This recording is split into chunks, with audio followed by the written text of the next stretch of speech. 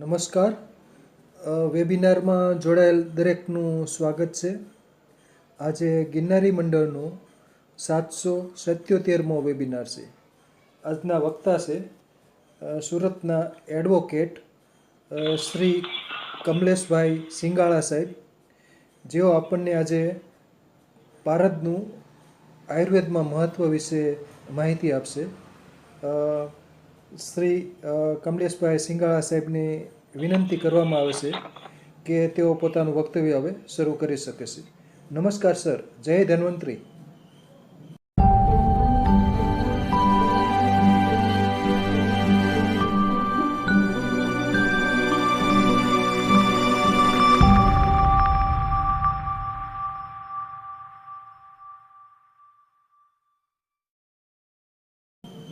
નમસ્કાર જય ધન્વંતરી. આપના માધ્યમથી જે ફરીથી એક વખત મારું જ્ઞાનને સર્વને આપવા માટેનો જે એક પ્રયાસ થઈ રહ્યો છે એ બદલ આખી ટીમનો અને પર્ટિક્યુલરલી અનિલ પટેલ સાહેબ અને બચેલે સાહેબનો દિલથી ધન્યવાદ. હેલો, મારો અવાજ આવે છે બધાને? હા, આવે છે. Okay, fine. અચ્છા, હવે આજનો ટોપિક શરૂ કરીએ એની પહેલા, કેમ કે આજનો બહુ સરસ અને પવિત્ર દિવસ છે, બધાને ખબર છે હનુમાન જયંતિ છે, એટલે બધાને હનુમાન જયંતિની શુભેચ્છાઓ. અને બધા આજે તનબંધનથી હનુમાનજીની પણ પૂજા અર્ચના પોતપોતાની યથાશક્તિએ કરેલી હશે એવી આશા સાથે હું મારું જે કંઈ ભારત વિશે પર્ટિક્યુલરલી આયુર્વેદિક ટોપિક પર જે કંઈ અનુભવ અથવા તો જે છે એ આપવાનો પ્રયત્ન કરીશ. તો આપ સૌને કમલેશ હરિદાસ સિંગાળા નમસ્કાર. એકચ્યુઅલી ભારત જે છે તે ટોપિક કોઈના માટે નવો તો છે જ. એ ચાહે તમે કોઈ પણ વ્યક્તિ હોય, જે વ્યક્તિ આયુર્વેદિક જોડે જોડાયેલો હોય, એ ભારત વિશે ભલે એને કોઈ પ્રયોગ કર્યા હોય કે ના કર્યા હોય, પરંતુ ભારત વિશે એને આછી તો જાણકારી હોય. એક આ બીજી વાત કે ભારતની અંદર એક બીજી વસ્તુ જોવામાં આવે છે કે કોઈ પણ વ્યક્તિ જયારે ભારતની વાત કરે તો એવું જ માને કે જાણે સોનું બનાવવાનું કે એકદમ. એટલે હું આશા રાખું કે આપણે બધા ગુજરાતીમાં કમ્ફર્ટેબલ રહીશું કે હિન્દી પણ સાથે રાખવું. ના, ગુજરાતીમાં બેસ્ટ છે. Okay, fine. તો એક ભારત વિશેની બહુ એક અલગ છાપ છે કે પારો એટલે કે હું બનાવવાનો કે એમ કરીને લોકો એક લોકલ અને તળપદી લેંગ્વેજમાં વાત કરતા હોય છે. પરંતુ જો એને તમે આયુર્વેદિકના દ્રષ્ટિએ જોઈએ તો, જો હું ખોટો ના આવે તો, જે આપણા આમ જોવા જઈએ તો આયુર્વેદિકની અંદર નાગાર્જુનનો એક બહુ રિસ્પેક્ટિવ અને પ્રથમ શ્રેણીમાં આપણે એનું નામ લેતા હોય છે. એને પોતે પણ આયુર્વેદિકની અંદર ચોખ્ખું કીધું છે કે પારા વગર આયુર્વેદિક કેવી રીતે સંભવ બને. પરંતુ મારો અહીંયા વૈદિક સવાલ પણ અમુક જગ્યાએ આપણે ચાપખા પણ મારીશું, ચાપખા સહન કરીશું એકબીજા કે શું આપણે ભારતનો ઉપયોગ આયુર્વેદિકની અંદર કરીએ છીએ ખરા? જે સુધી મારી પાસે નોલેજ છે તે સુધી કોઈ પણ આયુર્વેદિકની અંદર જ્યારે એ ચાહે આપણો લોકલ વૈદ હોય કે મેડિસિનમાં જે મેન્યુફેક્ચરિંગ કંપની વાળા હોય, તો મને જે સુધી મારી ધ્યાનમાં આવે છે તે સુધી કોઈ પણ આયુર્વેદિક બેઝ પ્રોડક્ટ જેમાં મર્ક્યુરીનો ઉપયોગ થતો હોય એ લગભગ નાને બરાબર. એટલું જ નહીં, સાથે જો આપણે જોઈએ તો આપણને ખ્યાલ હશે કે પારા પર તો પ્રતિબંધક લાદી દેવામાં આવ્યો છે કે ભાઈ પારો તો તમારે હાથમાં જ નહીં પકડવો એમ. તો એની પાછળના મારા હિસાબે શું વિચાર હોઈ શકે અથવા તો એ કઈ રીતે એવું આખું વિપરીત પરિસ્થિતિ થઈ ગઈ. જ્યારે આપણે તો આપણા આયુર્વેદિકની અંદર તો ત્યાં સુધી બોલી કે અમે ફરીથી રિપીટ કરું છું કે ભાઈ ભારત વગર આયુર્વેદિકની દ્વારા જે આપણે કોઈ પણની એને સાજો કરવાની પ્રક્રિયા કરીએ છીએ તેમાં કંઈક ને કંઈક ખૂટે છે અને તે છે ભારત છે. અને એ જાણનારાઓ જાણે છે, સંસ્કૃતની અંદર એ બતાવેલું છે, પણ એને છેદ ઉડાડી દેવામાં આવ્યું છે. તો એવું કયું કારણ હોઈ શકે? બરાબર, એના વિશે આપણે થોડી ઘણી છણાવટ બી કરીશું. તો કેમ કે જે પ્રમાણે પ્રોસિજર હોય તે પ્રમાણે કોઈ પણની શરૂઆત કરીએ તો આપણે ઝીરોથી કરવી જોઈએ એવું માનવામાં આવે. એટલે કે ભારત એટલે શું? બરાબર, તો ભારતને આપણે સમજવું હોય તો 2-3 રીતે સમજી શકાય. એક તો સાયન્ટિફિક વે, કારણ કે અત્યારે દરેક વસ્તુની અંદર સાયન્ટિફિક એપ્રોચ, હાલાકી આપણો ધર્મ ઇટસેલ્ફ એ સાયન્ટિફિક એપ્રોચ વાળો છે, પરંતુ છતાં બી આપણે મોડર્નને સાયન્ટિફિક એપ્રોચ તો એવી જ કહી છે કે ભાઈ હિંગુલમાંથી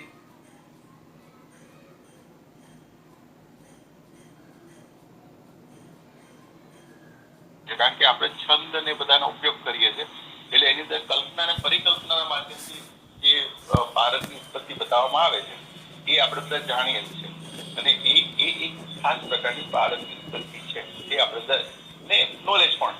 અચ્છા, એની અંદર પાછા આપણા આયુર્વેદિકની અંદર તો પ્રકાર બી દેખાડી દેવામાં આવ્યા કે 4 થી 5 પ્રકારના પારા છે, એના કેરેક્ટરિસ્ટિક્સ બતાવવામાં આવ્યા, બરોબર. અને જો આપણે BHMS જે પ્રેક્ટિસ કરતા હશે તો ભણતા હશે એ લોકોને બી ખ્યાલ હશે કે ભારતની અંદર સંસ્કાર કરીને એક ટોપિક આવે છે, રાઈટ. પછી ભારતની લોકો બંધન કરે છે, ભારતની ભસ્મ કરે છે, એના ઉપર આપણે ધીરે ધીરે જઈશું. પણ moral of the story BHMS ની અંદર પણ ભારતનું એક બહુ સારું એવું લગભગ ચેપ્ટરની અંદર ડિટેલ્સમાં જાય છે, પ્રેક્ટિકલ પણ કરવામાં આવે છે. કારણ કે ખુદ બહુ લખી રહ્યો, કારણ કે એક વખત મારે ભોપાલની અંદર જે કોલેજ છે તે અમારા 5 દિવસના સેશન હતા અને એક વખત મેં પછી મારું મોડ થઈ ગયું હતું તો અહીંયા પણ એક મેં લેક્ચર લીધો અમારા સુરતમાં ટીચર કોલેજ કરી છે, ત્યાં પણ આપણો એક લેક્ચર રાખવામાં આવેલો, બહુ સમજી ગયો, કોરોના પહેલાની વાત છે. એટલે what I mean to say કે ત્યારે મારો બી એક ટ્રાય એ હતી કે ભાઈ BHMSમાં BMSમાં જે એ લોકો જે શીખવાડે છે એ ભારતના કયા ટોપિક પર છે તો જોયું કે ખરેખર જે વાત થઈ ને એ જ પ્રમાણે દેખવામાં આવ્યું. આ મારા પોતાના અભિપ્રાય છે, બની શકે કે હું કદાચ આપણે એના ઉપર તમારા વિવેક બુદ્ધિ પર આધાર રાખશે કે જે વસ્તુ નથી, જેમ કે મેં આગળ વાત કરી આયુર્વેદિક અને પારા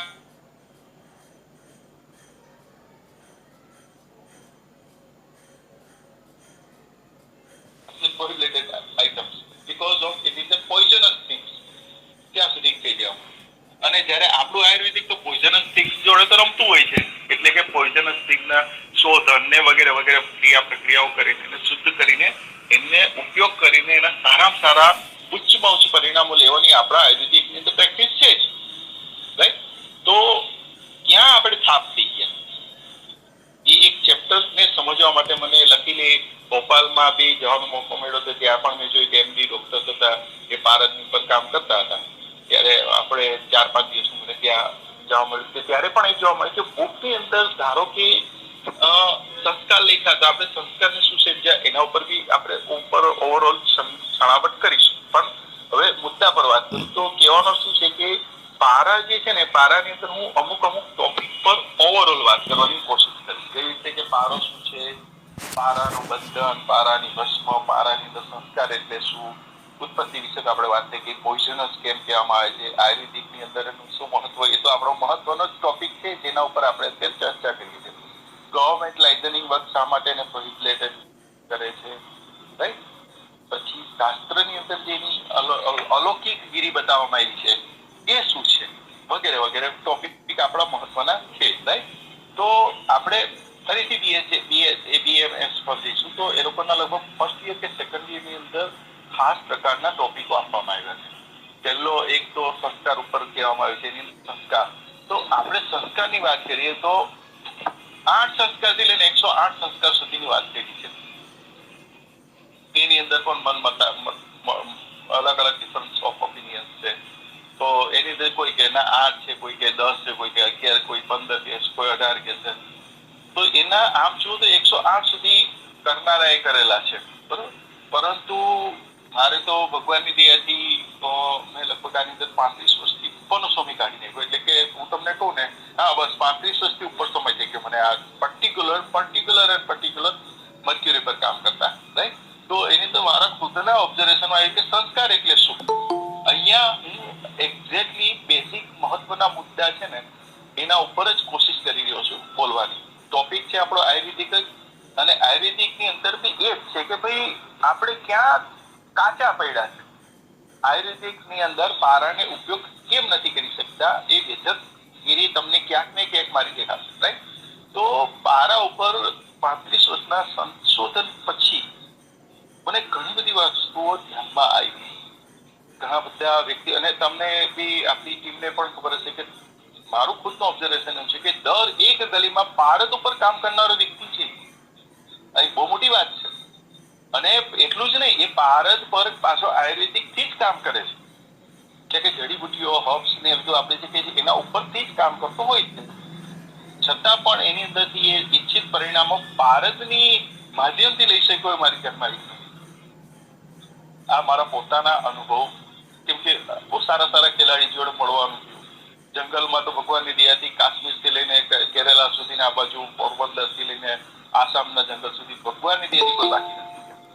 તો એ બધામાં આ બધું વનસ્પતિઓમાં એમાં આપણા અનિલભાઈ પટેલ જ્યારે પણ નાગપુર જવાનું થાય તો અનિલભાઈ પટેલ તરત જ બાઇક લઈને કે ચલો કરીને જંગલમાં એમનું તો હોય જ છે, એટલે સીધા જંગલમાં નીકળી પડતા વગેરે. તો કહેવાનો તાત્પર્ય શું છે કે આટલો મેં આગળ કીધું ને સ્ટેટમેન્ટ શું આપ્યું કે દર બીજી ગલીમાં ભારતની વાત, આમ તો વિશ્વની વાત કરે પણ અત્યારે આપણે બહુ લાંબુ ના જતા, ભારતની અંદર કહું કે કોઈ ગામડું એવું નહીં હોય અને કોઈ ગામડામાં બી કોઈ બીજી ગલી એવી નહીં કે જેમાં ભારત પર કામ ના થતું હોય.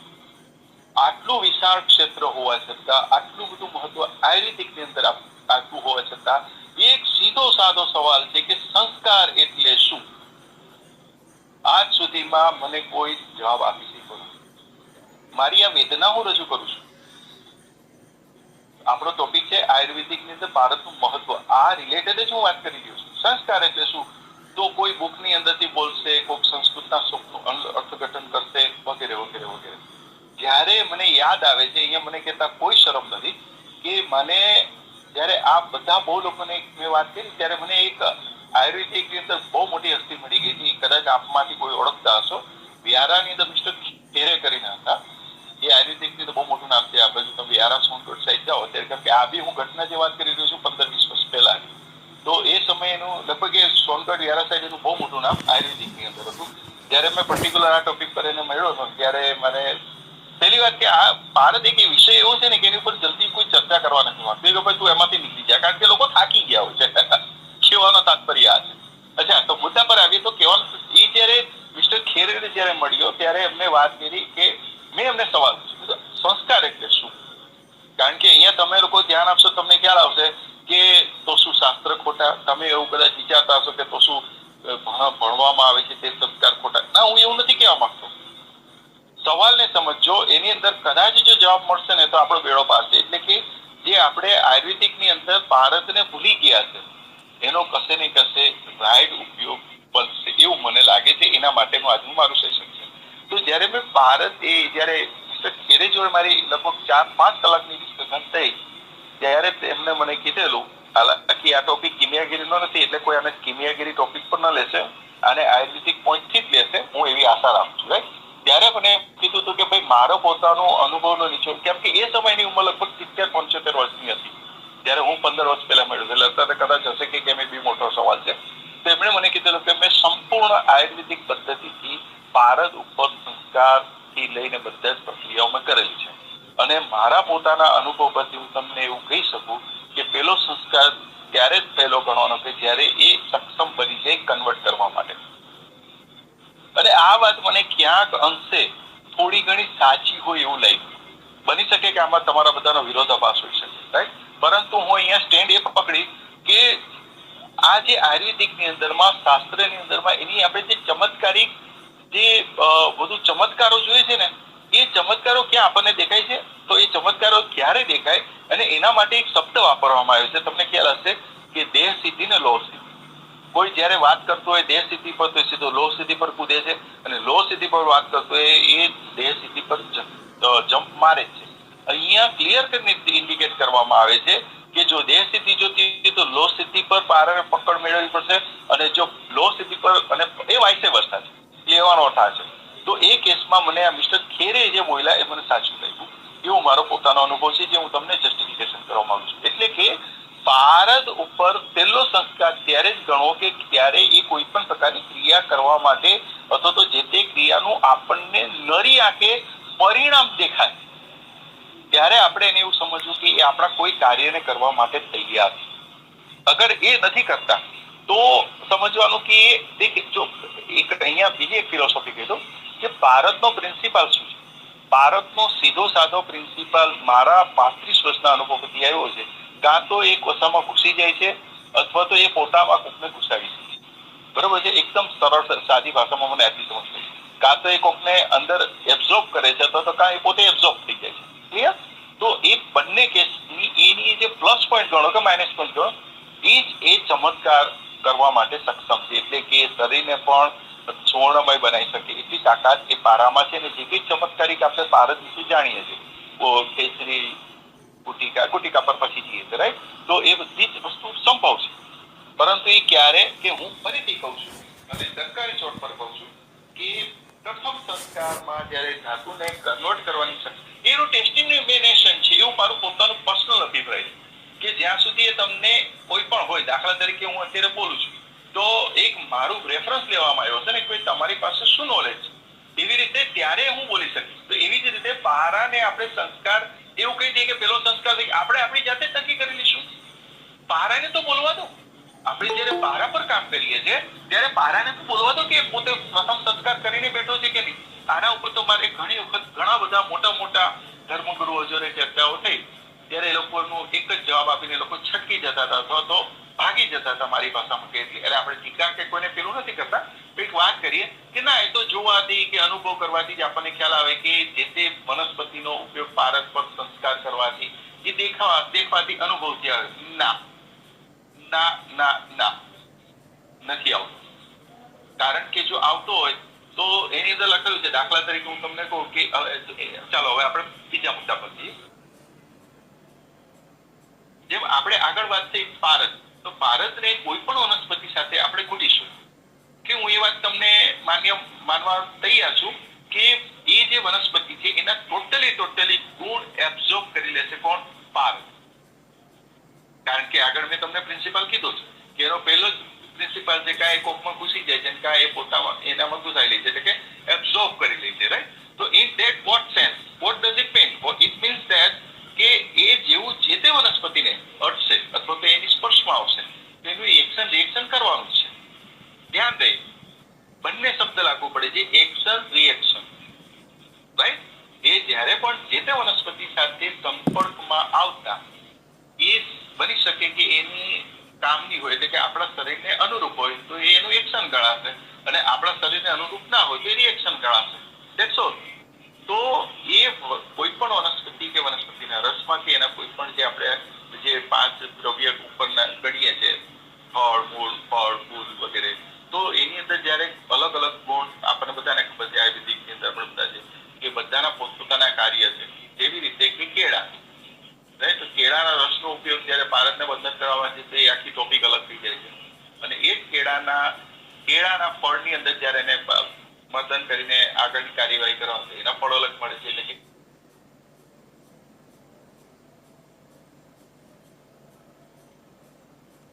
એટલે કે એ તો પોતે કર્મ કરે જ છે, જે તે વસ્તુની સંપર્કમાં આવતા જે તે વસ્તુની એ એક્શન અને રિએક્શન આપે જ છે. પરંતુ જે એની બાબતે શાસ્ત્રની અંદર કહેવામાં આવ્યું છે એના રિલેવન્ટ એટલું બધું ઇફેક્ટિવલી રિઝલ્ટ કોઈને મળ્યું હોય કે કેમ, એ બહુ મોટો સવાલ છે, રાઈટ? હવે આ જે કેળાની વાત આવી ને, અચ્છા, હવે આપણું જે વૈદિક સવાલ છે એના ઉપર જ છું કે આયુર્વેદિકની અંદર પારસનું મહત્વ કેમ નખની બરાબર છે? હું તો કહું નથી જ, તો બી કંઈ ખોટું નથી. કેમ? હું એનો પણ તમને જવાબ આપું અથવા તો જે મારું પોતાનું એની અંદર પોતે જે એક અનુભવ કર્યો એનો પણ કહું કે દાખલા તરીકે આપણને બધાને ખબર છે કે કેળાની અંદર પોટેશિયમ છે. જો ખોટો તો કોઈ ક્રોસ કરી શકે વચ્ચે, મારી કઈ ભૂલ નથી હોય તો આપણે કહી દીધું ના નથી. પરંતુ જ્યારે કાઢ્યું કેટલા પોટેશિયમ? કોઈ નથી કાઢ્યું હોય તો આમાં કોઈ હાથ હેન્ડ રેઝ કરે હું માની લઉં. પરંતુ આ જ વસ્તુને આપણી આ વાતને સાચી માનીને યુટ્યુબ પર વિડીયો બી છે, જોઈ શકાશે, રાઈટ? તો એક અંગ્રેજે લગભગ 20 કિલો કેળા ભેગા કરીને એને આપણી પ્રોસિજર જે બતાવી એ પ્રમાણે પ્રોસિજર કરીને ગ્રામની માત્રામાં પોટેશિયમ કાઢીને બતાવ્યું અને એને જોયું કે હા એની પોટેશિયમ છે, એ પ્રૂવ પણ કર્યું. કારણ કે પોટેશિયમની અગ્નિ અદરતા શું થાય બધાને ખબર છે, રાઈટ? તો એને એ જ પોટેશિયમ જે કેળામાંથી કાઢ્યું હતું અને એની દરેક કરીને બતાવ્યું. અચ્છા, અહીંયા હું શું કહેવા માંગુ? અહીંયા હું એ જ કહેવા માંગુ છું કે આપણને બધાને આટલું સીધું સાદું સરળ શાસ્ત્રના રેફરન્સથી ખબર છે કે કેળાની અંદર આ વસ્તુ પણ આપણે નથી કાઢ્યું, બસ કીધું અને આપણે માની. તો એ જે ખાલી માની લેવાનું અને એના અનુભવ અથવા તો પ્રેક્ટિકલ ન કરવાને કારણે આપણે ભારતથી ઘણા દૂર થઈ ગયા અને એની જે સારામાં સારી બેસ્ટ ટુ બેસ્ટ અસર છે તેના ઉપર આયુર્વેદિકની અંદર છે. એને પહેલું સેન્ટેન્સ લખ્યું કે ભાઈ પારા વગર આયુર્વેદિક સંભવ નથી. આ વાત અંદર લખેલી જ છે, આપણે બધા જાણીએ જ છે. ભાઈ એ આખું સેન્ટેન્સ જ ઉડાડી દીધું. કોઈ એની અંદર જાણવાની કોશિશ કરી હોય એવા કેટલા, નોંધ લીધી, પ્રયોગ કેટલાય, અને પ્રયોગ કર્યો તો એની અંદર જે ઈચ્છિત પરિણામો, અને ડેફિનેટલી શાસ્ત્ર કોઈ પણ દિવસ ખોટું હોય જ ના શકે, તો એના ઈચ્છિત પરિણામો કેટલાય મેળવ્યા, રાઈટ. આયુર્વેદિકની અંદરમાં એટલે કે શાસ્ત્રની અંદરમાં કાયદેસર એને રસ શાસ્ત્ર શબ્દ વાપરવામાં આવ્યો છે.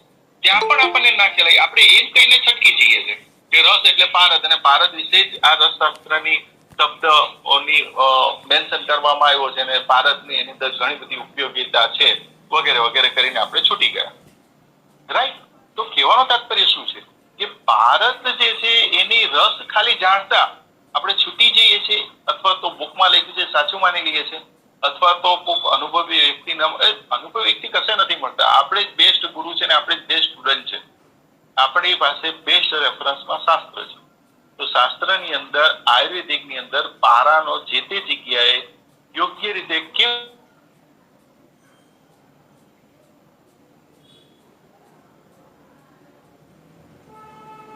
જેમ કે કોઈ પણ ઝેરી વનસ્પતિ નો જ્યારે અથવા તો ઝેરી હર્બ્સનો ઉપયોગ આપણે માનવના કોઈ પણ ઉપયોગમાં લઈએ છીએ ત્યારે એનું શોધન કરીને એની જે કઈ અસર છે, વિપરીત અસર, તેને હંમેશા આપણે માઇનર કરવાના પ્રયત્ન વિશે શાસ્ત્રની અંદર ઘણું બધું લાંબુ અને વ્યવસ્થિત રીતે પ્રેક્ટિકલો આપેલા છે. એવી જ રીતે પારા પર આપેલા છે, બરાબર છે. પરંતુ ક્યાંક ને ક્યાંક ચૂક થઈ છે. એટલે કે હું શું કહેવા માંગુ છું કે પારદ ઉપર અંદર લખેલું છે પારદ બંધન, એના પ્રકારો, પારદની અંદર કેવી રીતે એને બંધન કરવામાં આવે અને કરે પણ છે, પ્રેક્ટિકલ થાય જ છે. ભસ્મ કેવી રીતે બનાવે, ભસ્મ પણ બનાવવામાં આવે છે, પરંતુ એનું ટેસ્ટિમેશન છે, એટલે કે જ્યારે ટેસ્ટ કરવામાં આવે છે તે પ્રોપર થતું નથી, એટલે કે કાચું રહી જાય છે. અને એના ક્રોસ ચેકિંગ બહુ ઓછા લોકોને ખબર હોવાને કારણે, અથવા તો ન લોકોને ખબર હોવાને કારણે, અથવા તો જેમ કે ભસ્મ બની ગઈ, હા ભસ્મ બની ગઈ, રાઈટ, એવું માની લેવાને કારણે, કારણ કે જીવિત પારદ છે, બરોબર છે. પારદના 3 પ્રકાર છે, એટલે કે 3 અવસ્થા છે, પ્રકાર ના કહેવાય, અવસ્થા કહીશું આપણે, જીવિત, મૃત અને બેસુધ. તો બેસુધ કહે છે ને, બેભાન, આ 3 પ્રકાર છે. અને એની અંદર એ જ રસશાસ્ત્રની અંદર એના ત્રણેયના અલગ અલગ ઉપયોગો, એના પ્રકાર, એના ઉપયોગથી થતા ફાયદા અને ગેરફાયદા બતાવેલા જ છે. પરંતુ અહીંયા હું શું કહેવા માંગુ છું કે ધારો કે કોઈ પણ પ્રકાર છે, એને બતાય કે મૃત પારદ જે છે એ તમારા માટે કામનો, એટલે કે આપણા માટે કામનો, રાઈટ. તો એ જે મૃત પારદ થયો એટલે આપણે ખબર છે ને એને મૃત ગણીને કન્સિડર કરે આ મૃત છે, તો એના રિઝલ્ટ દેખાવા જ જોઈએ, કેમ નથી દેખાતું? એટલે એનો તેઓ કે શાસ્ત્રની અંદર જે મૃત પારદ બતાવવામાં આવ્યો છે એ પ્રકારનો મૃત પારદ આપણે બનાવી શક્યા નથી. અને મારો તો ત્યાં સુધીનો અનુભવ રહ્યો છે કે પારદને મૃત કરી નથી શકાતું, અને જે મૃત કરી નાખે છે તેનો બેરો પાર છે. આપણે ભસ્મને મૃત સમજીએ છીએ, રાઈટ. અને સંસ્કારમાં બી એને તમે જોયું છે કે કેટલી વખતે જીવિત થાય છે, મૃત થાય છે, જીવિત થાય છે, બેસુધ થાય છે, રાઈટ. એના ઘણા બધી રીતે થાય જ છે ને. તો જ્યારે મૃત એટલે કે બેસુધ થાય છે તો પાછો જીવિત થાય છે, મૃત થાય છે, એટલે કે મારા પોતાના 35 વર્ષના અસંખ્ય વખત પ્રયોગ કર્યા પછી હું પણ વાતો ખંજોતો થઈ ગયો કે એ મૃત નથી થતો. અને બેસુધ આપણે જેને સમજીએ છીએ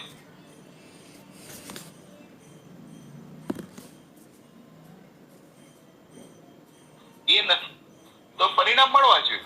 મારી વાત ક્રોસ તમને લાગે તો તમને હું એક કાઉન્ટર ક્રોસ ચેકિંગ આપું છું કે ધારો કે આપણે એવું કહીએ કે જે તે વનસ્પતિથી આપણે એને મૃત કહ્યું, રાઈટ. તો એ કેસની અંદરમાં આપણને એના ઈચ્છિત પરિણામો મળવા છે. હવે જ્યારે હું આ બોલું છું તો મારે એને પ્રૂવ પણ કરવું પડશે, અને આના સાક્ષી આપણા અનિલભાઈ પટેલ પણ છે, રાઈટ. કે બહુ વર્ષ પહેલા, એટલે કે 20 વર્ષ પહેલા મેં પારદ ચડાવતા આવી ગયા. હાલાકી આ વાતને કોઈ પણ ઘરે પ્રયોગ ન કરે, અને એક વોર્નિંગ આપણે સ્ટેચ્યુટરી વોર્નિંગ એ હું કહેવા માંગીશ કે પારા ઉપર as per norms, as per government norms, કોઈ પણ વ્યક્તિને પારદ વિશે જાણકારી હોય કે ના હોય, પોતાની જાતે પ્રયોગ કરવાની, અને જો કરે છે તેના માટેના જવાબદાર એ પોતે રહેશે. એના માટે હું કે આપણી કોઈ ટીમ રહેશે નહીં, રાઈટ. એ હું પહેલેથી કહ્યું છે. તો હવે મુદ્દા પર આવીએ તો પારદને ચડાવવું બહુ સીધી સરળ રીતે. જ્યારે મેં મારા શરીરની અંદર એટલે પારો ખાઈને નહીં, હા, પહેલા માઇન્ડ વેલ મેં પારો નથી ખાતો, પરંતુ મેં સેકન્ડના બહુ ઓછા સેકન્ડની ફ્રીક્વન્ટ સેકન્ડ કહીએ ને આપણે મિલી સેકન્ડ, એની અંદર મારા શરીરમાં જ્યારે ચડ્યો પારો ત્યારે હું ખુદ આશ્ચર્યચકિત થઈ ગયો. તો ત્યાં પણ મેં બહુ ખાલી આ ટોપિક પર ડિસ્કશન કરીએ તો તમને કદાચ જાણીને બહુ આશ્ચર્ય થશે કે એ પારો મેં વનસ્પતિથી ચડાવ્યો હતો. આમાંથી ઘણા બધા હશે કે પારો વનસ્પતિથી ચડાવતા હશે, રાઈટ? પરંતુ વાત અહીં નથી અટકતી. તમારા શરીરમાં પારો ચડ્યો છે અને વનસ્પતિથી ચડ્યો છે, એની સાબિતી શું? રાઈટ? એની ક્રોસ ચેકિંગ હોવું જોઈએ. એ મારી પાસે છે, તમારી પાસે પણ હશે જે જાણકાર છે. એટલે અહીંયા શું કહેવા માંગુ છું, આ તાકાત છે વનસ્પતિની અંદર આયુર્વેદિકની અંદર પારાની. પારો મિલી સેકન્ડની અંદર આખા શરીરમાં એટલે કે પગના નખથી લઈ અને માથાના વાળ સુધી મિલી સેકન્ડ કરતા પણ મિલી સેકન્ડની અંદરમાં પહોંચી જાય છે, કણે કણમાં. આ તાકાત છે પારાની આયુર્વેદિકની અંદર. અને એટલા માટે હું પ્રૂવ કરું છું લગભગ મારો પોણી કલાકના બહેસ પછી, હજી મારી કન્ટિન્યુઅસ છે જે શિડ્યુલ મને આપવામાં આવે છે, પરંતુ પોણી કલાકના શિડ્યુલ પરથી તમે જોયું છે કે હું ઘણી બધી વાયા ગોલ વાત કરી જાય. એ બધી જરૂરી હતી વાતો કરવાની, કારણ કે મારે એ પ્રૂવ કરવું હતું કે આયુર્વેદિકની અંદર પારાની મહત્વ શું છે. તો આયુર્વેદિકની અંદર પારાનું મહત્વ આ જ છે કે મિલી સેકન્ડમાં તમારા શરીરની અંદર કણે કણમાં પહોંચી જવાની તાકાત રાખે છે. અને કોના માધ્યમથી? આયુર્વેદિકના માધ્યમથી. તો આનો અર્થ એવો થયો કે આયુર્વેદિકની અંદર જે પેલું સેન્ટેન્સ લખવામાં આવ્યું છે આયુર્વેદિક સંભવ નથી, તો એ સાચું છે. આ મેં પ્રૂવ કર્યું મારી જાતે, મારા માટે. તો આપ સૌને પણ એ જ હું વિનંતી કરું છું કે જ્યારે પણ પહેલી વાત કે મેં આગળ સ્ટેચ્યુટરી વોર્નિંગ તો આપી જ દીધી છે, પણ જેને સાહસ કરવાની આદત હોય અને જે પારા જોડે રમતા હોય, બરોબર છે, એ રમી શકે છે. અચ્છા, હવે હું એક ઘટના કહીશ જેથી કરીને તમને ખ્યાલ આવે. કેમ કે જ્યારે ખેલાડીથી ખેલાડી મળે ને ત્યારે બહુ મજા આવતી હોય. અમારા પારામાંથી એવું જોઈએ ભાઈ. એટલે પારાની અંદર જ્યારે મેં વાત કરી હતી એક મિત્રને, એ તો હવે સ્વચ્છ સુધારી ગયા 15 વર્ષ.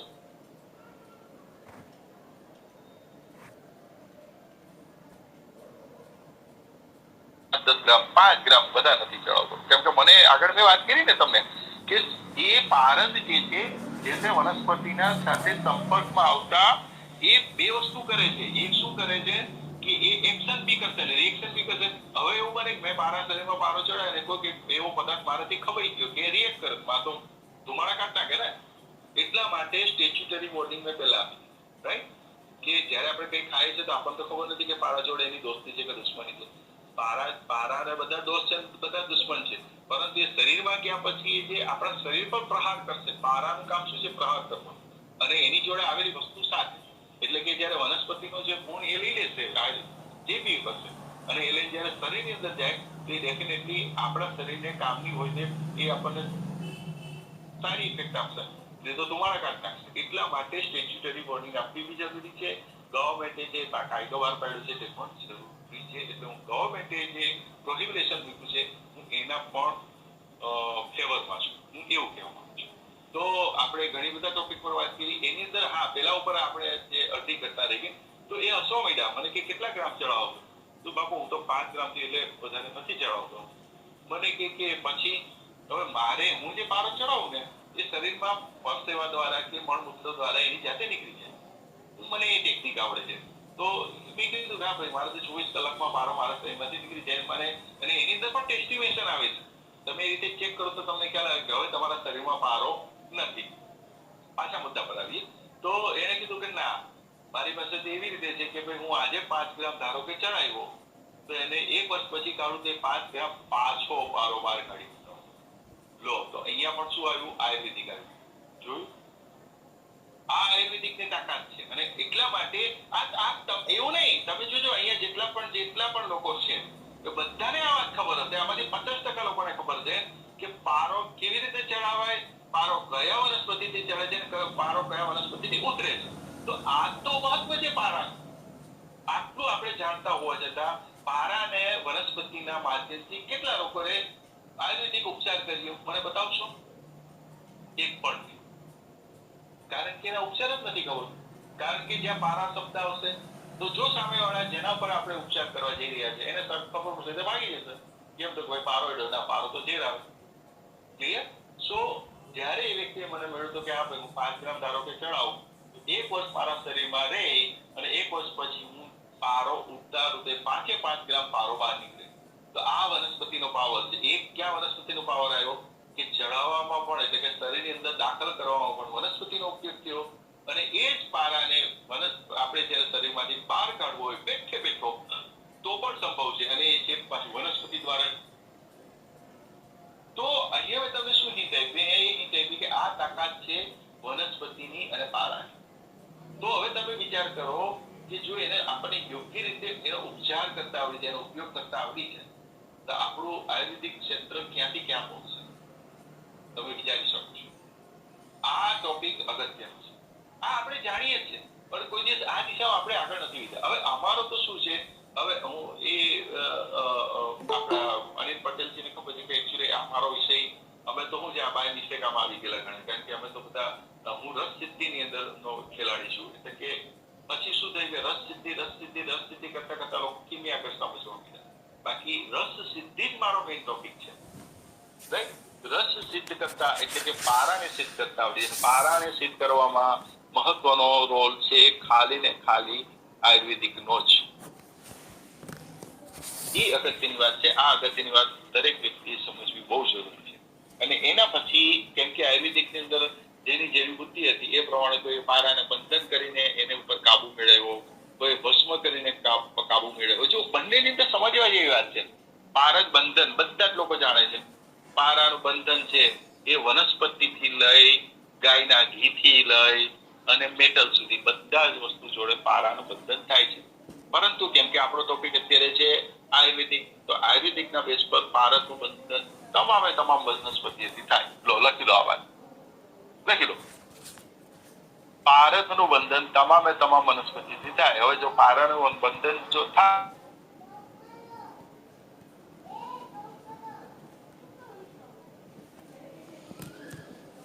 અને વગેરે વગેરે કરીને જ્યારે શરીરમાં ધારણ કરવામાં આવે તો એ શું કરશે, એની એનર્જી છે એ મેડિએટર બનશે. કોણ? પારદ બંધન રૂપી થઈ અને મેડિએટર બનશે. એની અંદર રહેલી એનર્જી જે છે તે શરીર જોડે ગ્રેપ થશે.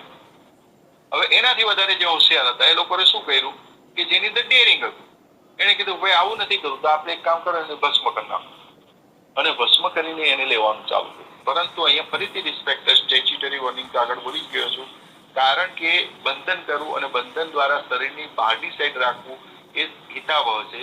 કારણ શું છે કે ભસ્મ પણ દરેક ધાતુથી દરેક વનસ્પતિથી થશે જ પારાની, પરંતુ એ ભસ્મ મૃત છે એવું સાબિત થતું નથી. અને એ પારો જીવતો જ હોય છે, અને એ જીવતો પારો શરીરમાં જાય તો એ ધુમાડા કાઢી નાખશે. આ લખી રાખજો, બરોબર છે? એટલે સ્ટેચ્યુટરી વોર્નિંગ ને પણ ધ્યાનમાં રાખવી. એની સાથે સાથે એટલે બેસ્ટ એક્ઝામ્પલ અથવા તો બેસ્ટ વે છે કે પારકનું બંધન કરીએ અને એના દ્વારા આપણે આયુર્વેદિકની ચિકિત્સા કરી શકાય. એના ઘણા બધા ઉદાહરણો આપણી પાસે છે કે લોકો પારકનો બંધન કરીને ગ્લાસ બનાવે છે, કોઈ પેલું કહેવાય આપણે ગુટિકા બનાવીને રાખે છે. ગુટિકાની અંદર તો ગુટિકાના બી ઘણા બધા પ્રયોગો છે, આપને બધાને ખબર જ છે. મોઢામાં રાખે છે, મોઢામાં રાખીને જે ઉડવાની પ્રક્રિયા જેને કહેવામાં આવે છે ખીચડી ઉડ્યા, ઘણું બધું. પણ એ પણ વનસ્પતિથી સંભવ છે. આપણે એવી બધી બહુ હેવી વાતો નહીં કરીએ, મુદ્દા પર સીધી સાદી વાતો કરીએ. તો હું તમને આયુર્વેદિકનો પાવર્સ બતાવું. આ જેમ અનિલભાઈ પટેલ છે ને એવી રીતે મારા એક મિત્ર હતા જયેશભાઈ પટેલ, એ નવસારીમાં હતા, જીબીમાં. અત્યારે એ તો સ્વર્ગવાસ થઈ ગયા. અમારે ગિરનાર ઘણી વખત જવાનું થાય, ઘણી વખત એટલે છાસ વારે જતા એવું સમજી લો. આપણે ગિરનાર આવવાનું થાય. આ વનસ્પતિના ઉપયોગની વાતો ચાલે છે. તો વનસ્પતિની અંદર ગિરનાર ચડતા, હવે ત્યારે શું છે, મને એલર્જી હતી. એલર્જી એટલે છીક ચાલુ થાય, 2 સેકન્ડ કંઈક એવું આવી જાય, ડસ્ટ કે કંઈક છીક ચાલુ થઈ જાય. છીક ચાલુ થઈ જાય એટલે પછી એને મેં જયેશ પટેલ મને શું કે ઉભો રહે એમ કરીને મને કે આ વનસ્પતિ આ વનસ્પતિ, મેં કીધું આ મને છીક આવી જાય નથી દેખાતું તમને?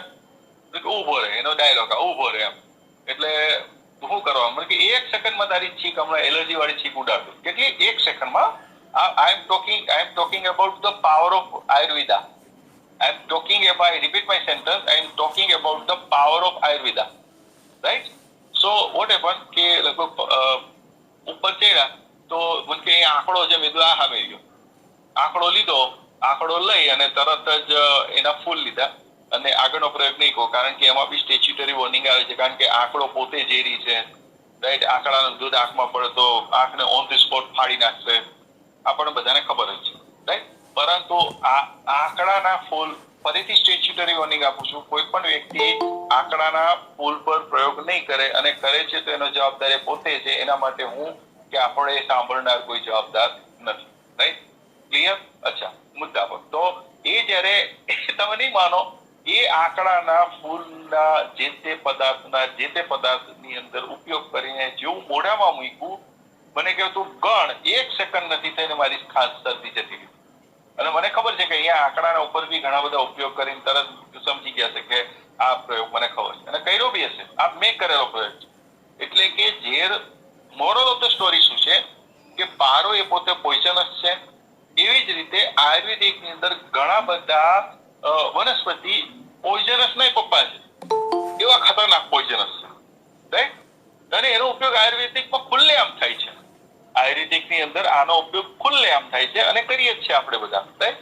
તો એને શોધન પ્રક્રિયા દ્વારા આપણે એનો ઉપયોગ કરતા હોય છે, રાઈટ? સો કેમ કે એની શોધન પ્રક્રિયા આપણને ખબર છે, એટલે આપણે આયુર્વેદિકની અંદર શોધન પ્રક્રિયા પ્રોપર રીતે કરીને એનો યુટિલાઇઝ કરી શકીએ છીએ. પણ ધ સેમ વે ભારતની અંદર શોધન પ્રક્રિયા ભલે આપેલી છે, એ સ્પષ્ટાસ્ત્રોક છે, પણ લખેલા પ્રમાણે આપણે એની અંદર ઈચ્છિત પરિણામો નથી લઈ શકતા, અથવા તો આપણને ખ્યાલ નથી આવતો કે આ રીતે છે. અને એને કારણે પ્રોબ્લેમ એક જ ઉભો થાય છે કે એનું જે આપણને ઈચ્છિત પરિણામ મળવું જોઈએ તે મળતા નથી. સો this is the power of Ayurveda, this is the power of Mercury. So એની અંદર આ બેને જો યોગ્ય રીતે સમજી લેવામાં આવે, અથવા તો એને શોધન કરી લેવામાં આવે, અને શોધન કરીને જેનું પ્રોપર કોમ્બિનેશન કરીને જેનું પ્રોપર વેમાં યુટિલાઇઝેશન કરવામાં આવે, તો definitely I am damn sure કે આયુર્વેદિકની અંદર જે પેલું સેન્ટેન્સ છે, ભારત વગર આયુર્વેદિક અધૂરો છે, અથવા તો એને બીજી રીતે કહેવામાં આવે છે, હું જે મારા લેવલની વાત કરું છું, તો એ પ્રક્રિયા સક્ષમ છે અને પોસિબલ છે, એવું મારું પોતાનું અંગત મંતવ્ય છે. આયુર્વેદિકની અંદર, ભારતની અંદર એ બેને કોમ્બિનેશન, અને જેટલા પણ લોકો છે, તમે જોયું હશે, જેટલા પણ લોકો છે એ બધાએ આયુર્વેદિક ને ભારત સાથે, એટલે જે બી રસસિદ્ધમાં પડેલા છે, એ લોકોને જાણે અજાણે પ્રયોગો કોન્સ્ટન્ટ કર્યા જ કરે છે. પરંતુ એનો એક ખાસ પ્રકારની એક પ્રવૃત્તિ હોવાને કારણે ભારતની શું છે કે કોકમાં ભળી જવાનો તો એ કોકમાં ભેળવી લે છે. એને કારણે એ પોતે આપણી સામેનો વ્યય થઈ જાય છે. એ એટલું જ પાવરફુલ અને ચમત્કારિક બન્યું હોવા છતાં પણ આપણે એનો ઉપયોગ કરી શકતા નથી. આ મારું પોતાનું મંતવ્ય છે. અને બીજું હું તમને કહું કે જ્યાં સુધી આપણે કોઈ પણ વસ્તુને પ્રોપર રીતે સમજતા નથી, ત્યાં સુધી એ વસ્તુ આપણને ડેફિનેટલી કોઈ પણ રીતે કામ આવે એવું મને લાગતું નથી. ક્લિયર? કેમ? તો કે જ્યારે તમે જે તે પદાર્થને જે તે રીતે સમજતા જ નથી, તેને તમે ઉપયોગ કઈ રીતે કરી શકશો, એ જ મને તો ખ્યાલ નથી આવતો. અને જે જાણી જાય છે તે છુપવે છે, જે જાણી જાય છે એને છુપવે છે. હવે જો છુપવશો તો પછી એ તો આગળ તો એની પ્રક્રિયા ચાલવાની જ નથી. તો અહીંયા હવે હું થોડાક સજેશન્સ આપવાની કોશિશ કરીશ, કારણ કે ગિરનારી મંડળ જોડે હું ઘણી વખતથી, ઘણા લાંબા સમયથી જોડાયેલો છું. એમાં ઘણા સારા વ્યક્તિ, જે હાલાકી ગિરનારી મંડળ ઇટસેલ્ફ સારું છે, એમાંથી જે લોકો છે, જે વ્યક્તિ જોડે મારા કોન્ટેક્ટ છે, કનેક્શન છે, એમની સાથે વાતચીત કર્યા પછી મને લાગ્યું છે કે એક આયુર્વેદિકની અંદર એ લોકો તન મન ધનથી આની અંદર લાગેલા છે. તો એ કેસની અંદરમાં મારું પોતાનું એવું માનવું છે કે કેમ એવો કોઈ પ્રયત્ન, જેવી રીતે જો ઇનિશિએશન કરવાથી દરેક વસ્તુ, એવરીથિંગ ઇઝ પોસિબલ, રાઈટ? હું એ શું કહેવા માંગુ છું કે જેમ આ કોઈ એક પ્રયત્ન થયો, આજે ગિરનારી મંડળ નામનું વૃક્ષ કેટલું જોરદાર ફેલું છે, અને આજે હું પોતે લખી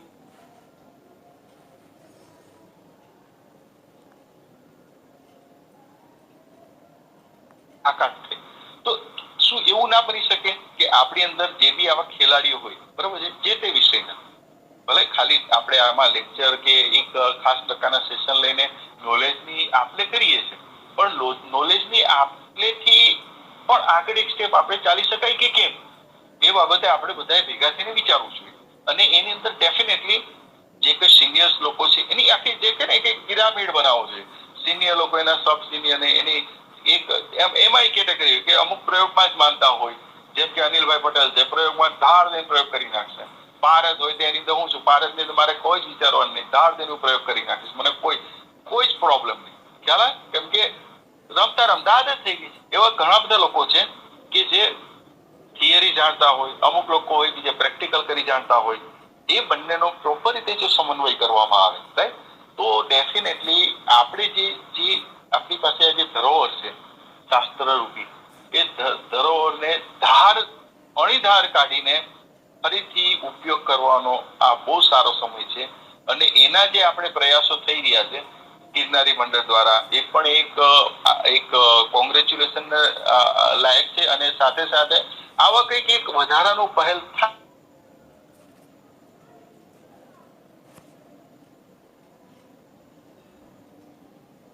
હમણાં આની જોડે કઈ લેવા દેવા છે કે મને નથી ખબર. હું જયારે પતંજલિમાં ગયો હતો, એટલે કે રામદેવજીની પેલી પતંજલિ પીઠ છે ને એ લોકોને, ત્યારે એમના મેનેજર સાથે એ સમયની વાત, આ બી લગભગ 12-15 વર્ષ પહેલા થઈ ગઈ, તો એમને મને એવું કીધેલું કે ભાઈ અમારે અત્યારે અમે લોકો સક્સેસ ગયા. કીધું કઈ બાબતે સક્સેસ ગયા બાપુ? મને કે ત્યાંની એક ગાય છે, હું ભૂલી ગયો છું, હરિદ્વારની, એ મૂત્રમાંથી એ લોકો સુવર્ણ પ્રાપ્ત કર્યું, સુવર્ણ પ્રાપ્ત કરવામાં સક્ષમ ગયા. ઇટ્સ ઓકે, એમાં કઈ યસ પોસિબલ છે. એટલે એ લોકોને આ થઈ ગઈ કે આ એક કોમન મેન જેવો દેખાતો વ્યક્તિ આ રીતે કઈ રીતે વાત કરી શકે. મને કે કઈ રીતે? એટલે મેં એમને કીધું કે હા, અમારા ગુજરાતની અંદર ગીર ગાય છે, એના મૂત્રમાંથી સુવર્ણ પ્રાપ્ત, એટલે તરત એ ઉભા થઈ ગયા. યસ, કે અમે એનાથી જ ઇન્સ્પિરેશન મેળવી અને અમે અહીંયા પ્રયોગો દરેક અલગ અલગ પ્રકારની ગાયો પર કર્યા. અને એમાં હરિદ્વારની કોઈ એક ગાયનું નામ પણ બોલેલા, હાલાકી અત્યારે મને યાદ નથી. એ ગાયના મૂત્રમાંથી સુવર્ણ પ્રાપ્ત થાય છે. અચ્છા, અહીંયા આ એક્ઝામ્પલ મેં શું કામ લીધું? તો અહીંયા લેવાનું કારણ એક જ હતું. કારણ એક ને માત્ર એક એ છે કે એ જે ગાય છે ને, તે જે તે વનસ્પતિનો ઉપયોગ કરતી હશે. હવે જે તે વનસ્પતિનો ઉપયોગ કરતી હોય એટલે એની અંદર સુવર્ણની જે ધાતુ હશે તે અંદર પ્રોસેસ થતા એના મૂત્રમાં, એટલે કે આ તાકાત આયુર્વેદિકની છે. એટલે કે આયુર્વેદિક જુઓ ને તો એ ખરેખર ધાતુઓનું જ કોમ્બિનેશન છે. આગળ મેં તમને એક એક્ઝામ્પલ આપ્યો કે ભાઈ કેળામાંથી પોટેશિયમ નીકળે છે, રાઈટ? તો એવી રીતે દરેક ધાતુની અંદર કોઈક ને કોઈક ધાતુ છે. હા, એમાં પાછા ડિફરન્સ ઓફ ઓપિનિયન છે, હોઈ શકે. દાખલા તરીકે કેવી રીતે કે ભાઈ આંકડો છે, તો આંકડામાંથી કોઈ કહેશે એની અંદર ગંધક છે, કોઈ કહેશે પારો છે, બરોબર છે? એ બધા પોતપોતાના અભિપ્રાય કહી શકે છે. પરંતુ ધારો કે મેં પારો કીધો અને તમે ગંધક કીધું છે, તો આયુર્વેદિક જ ને. તો એ જ આંકડાને આપણે કેમ ના એવી રીતે ચેક કરીએ કે એની અંદર શું થાય કે આમાં ગંધક છે કે પારો છે કે સોમલ છે. ઘણા બધા એવા ખેલાડી છે કે એવું કે સાહેબ આમાં સોમલ છે. અમે કે હા છે, અમે શું કામ ના પાડીએ? કારણ કે એનો અનુભવ છે, અથવા તો એને એના એંગલથી જોયું હશે, તો એને એમાં સોમલ દેખાયું હશે. પણ મારી દ્રષ્ટિએ દરેક આયુર્વેદિક વનસ્પતિની અંદરમાં, હર્બ્સની અંદરમાં ધાતુનું કોમ્બિનેશન હોય છે. કોઈકમાં વધારે હોય છે, કોઈકમાં ઓછું હોય છે, પણ ધાતુ તો હોય જ છે, રાઈટ? સો એવી રીતે એવરીથિંગ ઇઝ પોસિબલ. અને હા, અહીંયા વસ્તુ શું છે, એને જીવતી ધાતુ કહેવામાં આવે છે, રાઈટ? હવે આ બાજુ જો તો પારદને પણ જીવતી ધાતુ કહેવામાં આવે છે, અને આ બાજુ વનસ્પતિમાંથી નીકળતી ધાતુ તો વનસ્પતિની અંદર જેટલી પણ ધાતુઓ છે એને પણ જીવતી ધાતુ કહેવામાં આવે છે. તો અહીંયા પણ જુઓ ને તો ક્યાંક ને ક્યાંક બંનેના છેડા એકબીજા જોડે મળે છે, right? So what I mean to say is that કે છેડા ઓલરેડી શાસ્ત્રની અંદર આપેલા જ છે, પરંતુ આપણે એને કઈ જગ્યાએ લગાડીને વોલ્ટેજ વધારવા ને ઘટાડવા એ આપણને ખબર ન હોવાને કારણે, અથવા તો આપણને પ્રોપર માર્ગદર્શન ન મળી હોવાને કારણે, અને ત્રીજી ભાષામાં કહો તો આપણું સંસ્કૃતનું નોલેજ બહુ ઓછું હોવાને કારણે, હાલાકી મારું સંસ્કૃતનું નોલેજ તો 0-0- જ છે. એને કારણે શું થાય છે કે આપણે એમાં લખેલી વસ્તુ આપણને ખાલી આશ્ચર્યચકિત કરે છે, એ પ્રયોગ કરવા માટે પ્રેરિત પણ કરે છે, પણ આપણને પરિણામો મળતા નથી. અને ઘણી વખત શું થાય છે કે એના ઊંધા પરિણામો મળે છે. હવે જયારે ઊંધા પરિણામો નંબર ઓફ ટાઈમ વધી જાય, તો એક્સ નંબર ઓફ ટાઈમ વધે, તો એના ઉપર ગવર્મેન્ટની નજર પડે. અને જયારે ગવર્મેન્ટની નજર પડે તો એ કેસમાં શું થઈ જાય કે તરત જ એના ઉપર પ્રોહિબિશન લાગી જાય. ને એ પ્રોહિબિશન લાગ્યું છે, આપણને પારા વિશે તો ખબર જ નથી. So this is happen. પરંતુ એ એની જગ્યાએ સાચા છે, આપણે આપણી જગ્યાએ સાચા છે, કારણ કે પારો પોઈઝનસ છે એમાં કોઈ ડાઉટ જ નથી, એમાં ડાઉટ કરવાનો મતલબ પણ નથી. પરંતુ સાથે આપણે આયુર્વેદિકની અંદરમાં પેલું આપણે ધ્યાન રાખવું પડશે કે આયુર્વેદિક પોતે પોઈઝનસ થિંગ્સને મેડિસિન તરીકે યુઝ કરે છે. આયુર્વેદિકની અંદરમાં પોઈઝનસ જેટલા પણ હર્બ્સ છે કે જે કઈ વનસ્પતિઓ છે એનો મેડિસિન તરીકે ઉપયોગ થાય જ. એટલે કે આયુર્વેદિકને પોતાની અંદરમાં એને ખબર જ છે કે એને જે તે રીતે શોધન કરવામાં આવે તે મેડિસિન તરીકે બેસ્ટ ટુ બેસ્ટ કામ કરશે. આ જ ફોર્મ્યુલાને ધ્યાનમાં રાખીને જો આપણે ભારતની અંદર શોધન વૃત્તિ અથવા તો સંસ્કારની ઉપર થોડુંક વધારે રિસર્ચ કરીને જે એની ઉપર વધારે ને વધારે પ્રયત્ન કરવામાં આવે. સંસ્કાર બી ખુલ્લેઆમ લખેલા છે ને બાબુ, સંસ્કાર એ ખુલ્લેઆમ લખેલા છે, પરંતુ એની પ્રોપર મેથડ અથવા તો ક્યાંક ને ક્યાંક કશું ખૂટે છે. એ ન ખબર હોવાને કારણે આપણને એના જે પ્રોપર રીતે પ્રોસિજર થવી એ નથી થતી. એટલે કે ધારો કે સંસ્કાર કરો છો એ નથી થતા, શોધન એમાંનો જ એક સંસ્કાર છે ને, તો એ પ્રોપર ન થવાને કારણે આપણને એ મળતું નથી. સ્વેદન, મૂર્છન, ઘણા બધા એના મેં કીધું કે કોઈ 8 પર અટકે છે, કોઈ 108 પર અટકે છે, right? So A this is things. તો એમાં એમ પણ કરી શકાય કે જેને થિયરીમાં રસ છે કે ચાલો ભાઈ 108 પ્રકાર સંસ્કાર તો બતાવો કયા કયા એ બતાવી શકાય. એની ઉપર જે વ્યક્તિની પોતાની એક્સપર્ટીસ હોય એ ધીરે ધીરે ધીરે ધીરે આગળ આવે અને એની દ્વારા આપણે આ જે ગીરધારી મંડળ જે કાર્ય કરી રહ્યું છે કે ભાઈ વનસ્પતિની ઓળખાણ કરાવે છે, એના ઉપયોગો, ઉપાંગો, અંગોના ઉપયોગોની વિશે બતાવે છે અને જાણકારી આપે છે આ સેશન્સ અલગ અલગ એક્સપર્ટ્સ દ્વારા. એના દ્વારા એ કાર્ય તો બહુ સરસ રીતે, બહુ ઉત્તમ રીતે થયું છે, ઉત્તમ રીતે પણ થયું છે. એની અંદર સાથે જો હું પોતે અંગત રીતે વિચારું છું કે જેને સાથે ભારતને પછી જોડવામાં આવે તો એમાં કે ને કે સોને પે સુહાગા એવું કાર્ય થાય. એટલે હું પોતે પણ આની અંદર મારા પોતાના પણ સંશોધનો અને એક્સપેરિમેન્ટો કોન્સ્ટન્ટ લેવલ પર ચાલુ જ હોય છે. પરંતુ સાથે સામાજિક જવાબદારી પણ આપણે નિભાવવી પડે, કારણ કે આપણે ગમે તેમ સામાજિક પ્રાણી છે. એટલે એને પણ ધ્યાનમાં રાખીને જે બાકીનો સમય મળે ત્યારે આવી રીતે જે આપણે જાણીએ છીએ, કેમ કે મારું પોતાની યુટ્યુબ ચેનલ છે કુમાર જ્ઞાન કરીને, અંદર મેં પારાની ઉપર બહુ સારું એવું પ્રયત્ન કર્યા છે કે એક્ઝેક્ટલી પારો હું શું શીખ્યો છું, શાસ્ત્ર શું કહે છે એની જગ્યાએ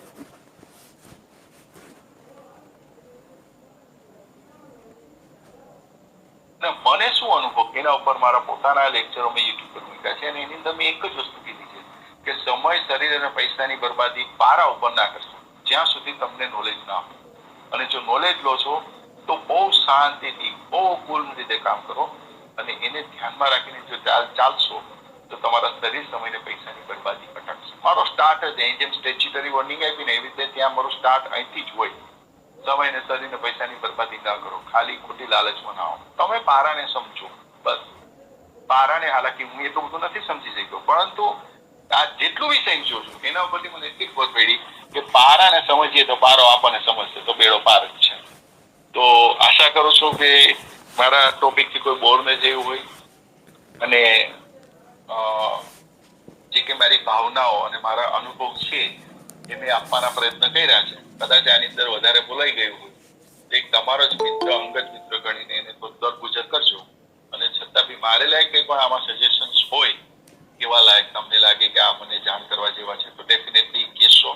અને આગળ જેમ આપણે વાત થઈ છે એ પ્રમાણે પ્રશ્નોત્તરી કરી શકાય. હું ઓવર ટુ મિત્તલિયા સાહેબને આપું છું અને મારા લેવલ પર એના સવાલના જવાબ સંભવ હશે હું ડેફિનેટલી આપવાનો પ્રયત્ન કરીશ. તો ઓવર ટુ મિત્તલિયા સાહેબ. સરસ સરસ. ખૂબ ખૂબ આભાર શ્રી કમલેશભાઈ સિંગાળા સાહેબનો, જેમણે આજે પારદનું આયુર્વેદમાં મહત્ત્વ વિશે સરસ વ્યાખ્યાન આપ્યું. મર્ક્યુરી એટલે કે પારો અને એની સંજ્ઞા છે HG. અને રસ ઔષધો બનાવવામાં આયુર્વેદમાં પારો વપરાતો જ હોય છે અને રસ ઔષધો ઉપર પણ આયુર્વેદમાં જ્યારે અમુક ભસ્મ, પારદ ભસ્મ અને બીજા ઘણા બધા રસ ઔષધો બને છે આયુર્વેદમાં ને વપરાશ કરે છે, પણ અમુક વેદરાજ કે રસ ઔષધો શુદ્ધ ન હોય એટલા માટે શું કે વાપરતા ડરે છે. આજે એક સંશોધક પણ જોડાયેલ છે આપણે ખાટ સાહેબ. ખાટ સાહેબને વિનંતી કે 2 શબ્દો કહેશે અને પોતાના અનુભવ જણાવશે. શ્રી દિનેશભાઈ બી ખાટ સાહેબ. ખાટ સાહેબ.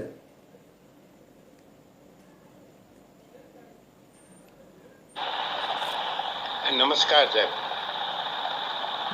નમસ્કાર. નમસ્કાર. બોલો બોલો. હા બોલો બોલો, અવાજ સંભળાય છે.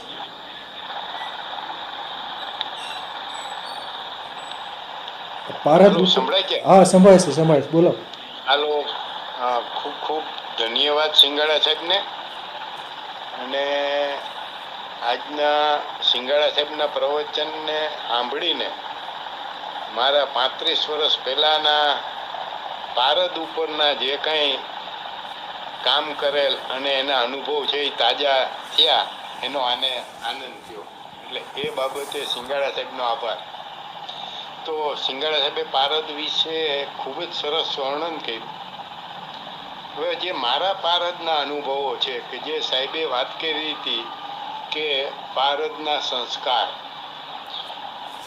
આપણી 113 જેટલી ધાતુઓ છે, ધાતુ અધાતુ, કે જેને આપણે આવર્ત કોષ્ટક, જે અત્યારે 8મા ધોરણમાં ભણાવવામાં આવે છે, એ અમે કોલેજ કાળમાં ભણતા હતા. એટલે અત્યારે 8મા ધોરણનો છોકરો અને અમે કોલેજના છોકરા, બે વચ્ચે જ્ઞાનનો પારો સરખો છે. એટલે કે જેમ જેમ છોકરાઓ હોશિયાર થતા જાય એમ અઘરો ટોપિક છે એ ધોરણમાં પાછળ આવતો જાય. એટલે અત્યારે 8મામાં આવર્ત કોષ્ટક ભણાવવામાં આવે છે, જેને ઇંગ્લિશમાં એટોમિક ચાર્ટ કહેવાય, કે જેમાં આપણા 113 ધાતુ અધાતુ વાયુ આવા બધી વસ્તુઓનું વર્ણન છે એ. હવે પારદ એક એવી વસ્તુ છે કે કોઈ પણ ધાતુ સાથે, કોઈ પણ ખનિજ સાથે સહેલાઈથી જોડાઈ શકે છે. એટલે કમલેશભાઈ સિંગાળા સાહેબે સરસ કીધું હતું, કા પાળો એમાં જોડાઈ જાય છે, કા પારામાં બીજાને જોડે છે. એટલે પારાની અંદર દરેક ધાતુ છે એ સમાઈ શકે છે, અથવા પાળો પણ એટલો જ ગુણવાન છે કે ગમે તેની સાથે પોતે પણ જોડાઈ જાય. હવે વાત એ આવી કે 1998 ની અંદર જુદી જુદી પારદની ભસ્મો, જેમ કે કાળી ભસ્મ, કજલી રૂપ, પછી સફેદ, પછી પીળી, જે આપણે કાચો પીળો કલર કહીએ, ઓરેન્જ, તો આવી, અને રેડ કલર એકદમ સિંદુરિયો, તો આવી જુદી જુદી ભસ્મો છે એ બનાવવા માટે પારદ ઉપર સંસ્કાર કર્યા. જુદી જુદી વનસ્પતિના સ્વરસ કાઢી અને એ સંસ્કાર કરવામાં આવ્યા હતા, અને એ જુદા જુદા કલર હતા, અને એનું દરેકનું એનાલિસિસ કરવામાં આવેલ હતું.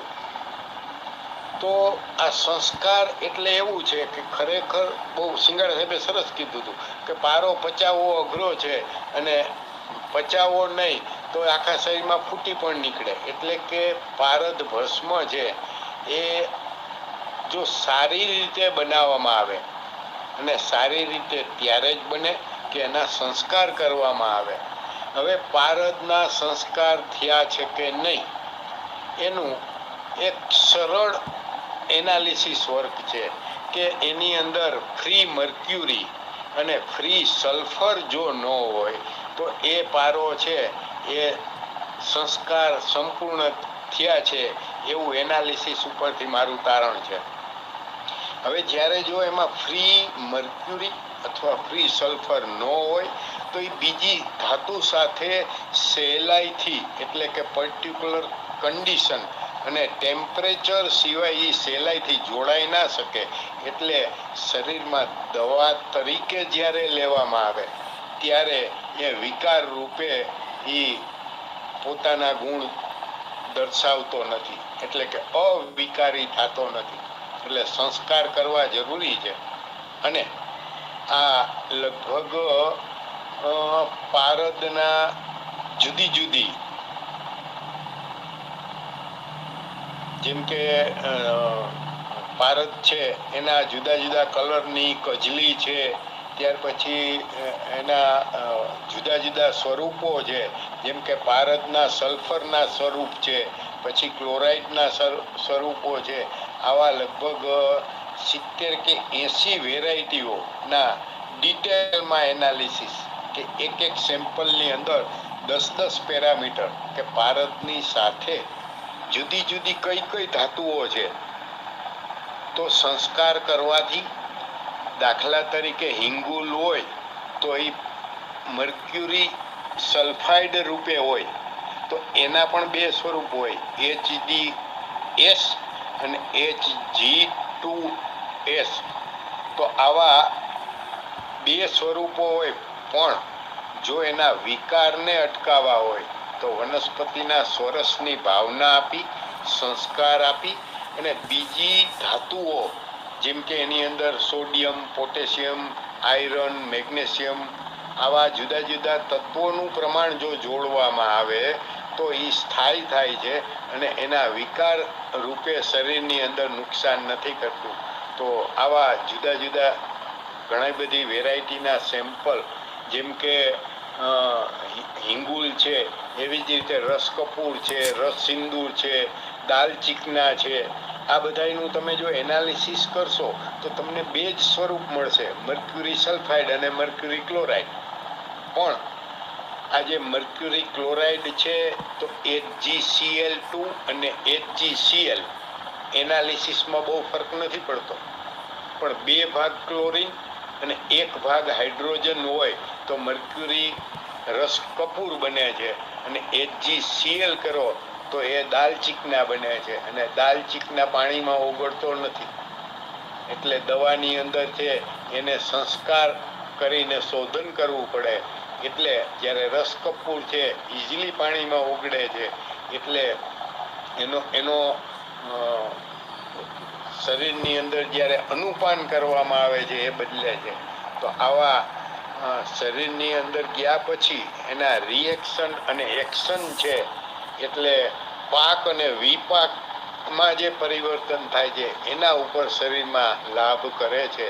આવું મારું ભારત આ ઉપરાંત લગભગ 20 કે 25 જાતની ધાતુઓ જેમ કે તામ્ર ભસ્મ તો એની પણ 30-40 પ્રકારની વેરાયટીઓના એનાલિસિસ, એવી જ રીતે આપણા નંગ છે એના એનાલિસિસ કરેલા છે. ત્યાર પછી જુદા જુદા પક્ષીઓ છે એના ઈંડાના કવચ છે, એના કેલ્શિયમના સ્વરૂપોના એનાલિસિસ છે.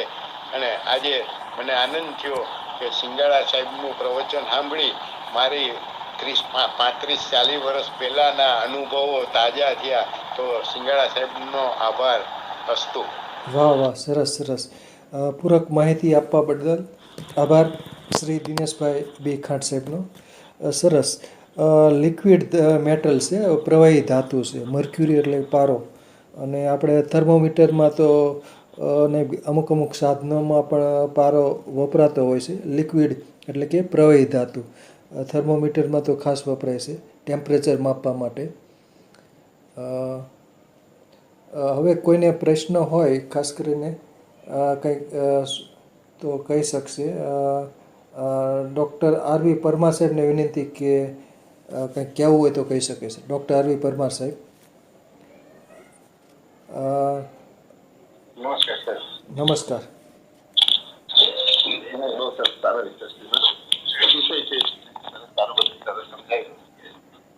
પણ ગ્રુપમાં પણ એટલા બધા સરસ સારા સમજો જ્ઞાની અને પ્રોપર એટલે કે ટૂંકમાં એને લાયક વ્યક્તિઓ છે આપણા ટૂંકમાં. અને વેબિનારમાં તો એનાથી ટૂંકમાં ટપ્પર અમારે કાઢેલા છે, એટલે કોઈ સ્ટેચ્યુટરી વોર્નિંગ આમાં ન રાખીએ અને બધી જ જાણકારી સાથેની જો વાત કરીએ તો સાંભળવાવાળાને આ કંઈક નવી પ્રશ્નોત્તરી, બાકી કંઈક સ્ટેચ્યુટરી વોર્નિંગ વારે વારે આંકડાનું ફૂલ આવે બીજું કઈ આપણે કરશું તો પછી આગળ લોકો પ્રશ્ન ન પૂછી શકે અથવા તો વ્યક્તિગત પૂછવો પડે એટલું. બાકી તો સરસ સરસ. વણપરિયા સાહેબ જોડાયેલ છે. કોઈ બીમારી કે જ્યાં એક નેનો ટેકનોલોજીથી પણ વધારે સારી સર્જરી કરી શકે છે કે જેને બ્રેઇન ટ્યુમર જેવા કેવું હોય, બ્લોકેજ એટલું બધું હોય, સડન માણસ સાવ કોમો હોય, એને પણ ખોલવાનું કામ સરસ સારી રીતે કરે. ચડાવ ઉતારો આપણે વાત નહીં કરીએ, સાથે ચર્ચા કરી લીધી કેવી રીતે કરવું હોય, શીખવું એના માટે આપણે અલગથી બીજી વાર વાત કરશું. અને 2 તોલા સુધી ચડાવી શકાય એવો મારો અનુભવ છે. કહેવાનો મતલબ છે કે કોઈ પણ જગ્યાનું બ્લોકેજ હોય તો સરસ સારી રીતે ખોલી શકે છે. ટૂંકમાં મસ્કરી અને શુદ્ધ હોવો જોઈએ, ટૂંકમાં સંસ્કારિત હોવો જોઈએ. ટૂંકમાં દરેકના સંસ્કારની સમજણ અલગ અલગ હોય છે. શાસ્ત્રમાં તો બધું હોય છે, પણ પોતાનો અનુભવ બરાબર છે અને પોતાને જે મળેલી ટૂંકમાં જાણકારી ટૂંકમાં એવડી છે. તો ભારત ઉપર ઘણું બધું સંશોધન કાર્ય થઈ શકે એવું છે કરવું હોય એને ટૂંકમાં. પણ ચિકિત્સા દ્રષ્ટિએ પ્રેક્ટિકલ કરવું હોય એના માટે ખાલી એક દિવસ સેમિનારના રૂપમાં કરવાને પણ એમાં આગળ વધવું હોય તો ઘણું બધું સરસ થઈ શકે એવું છે.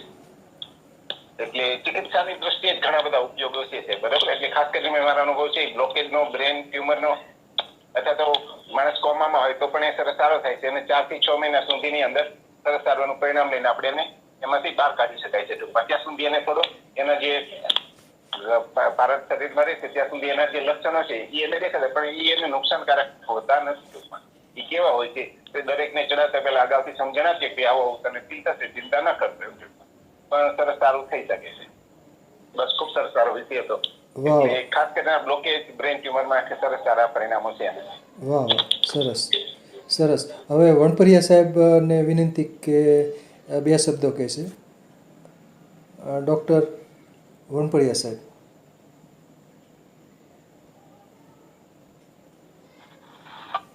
હા સાહેબ, એક તો સિંગાળા સાહેબને ખૂબ ખૂબ ધન્યવાદ. અને મુશ્કેલીની વાત તો એ છે કે હું બહુ મોડો જોડાયો છું અને થોડુંક આ વિષય અમારા મગજની બહારનો છે, એટલે તેમ છતાંય થોડી જિજ્ઞાસા છે. તો એ વિશે મારે એ જાણવું છે કે વિશ્વનું સર્જન અને વિશ્વનું વિસર્જન આ દેવતા શંકર છે અને એનો પર્યાય પારો છે, અને ગંધક છે માતા પાર્વતીનું સ્વરૂપ છે. તો વિશ્વનું સર્જન અને વિસર્જનનો આ પારો અથવા મર્ક્યુરી આપણે જેને કહીએ છીએ, તો એનું એક વિશેષ મહત્વ આપણે સમજાવ્યું હશે, પણ હું નહોતો એટલે કેવું હશે એનું સ્વરૂપ મને ખ્યાલ નથી. તેમ છતાં એને ઔષધિ રૂપમાં જોવાનો જો પ્રયત્ન કરીએ તો કજલી છે કે અને તાર સિંદૂર છે કે સુવર્ણ સિંદૂર છે કે બીજું પોટલી કલ્પના, જે ઇન્સ્ટન્ટ દવાઓ પહેલા બનતી એમાં પોટલી કલ્પના આવતી, એમાંની કોઈ એક વિશેષ વાત આપ કરો તો અમને મજા આવશે. ધન્યવાદ. બોલો સિંગાળા સાહેબ. હા, ડેફિનેટલી. એકચ્યુઅલી એ બાબતે હું થોડું અલગ રીતે વાત કરીશ. પહેલા તો આપ સૌને, તમે બધાએ જે મને ધ્યાનથી સાંભળ્યો અને આટલું સરસ ફીડબેક આપ્યો તે બદલ દિલથી ધન્યવાદ. અચ્છા, હવે જે આપ સાહેબનો જે સવાલ હતો હું એને બીજી રીતે આપીશ જવાબ.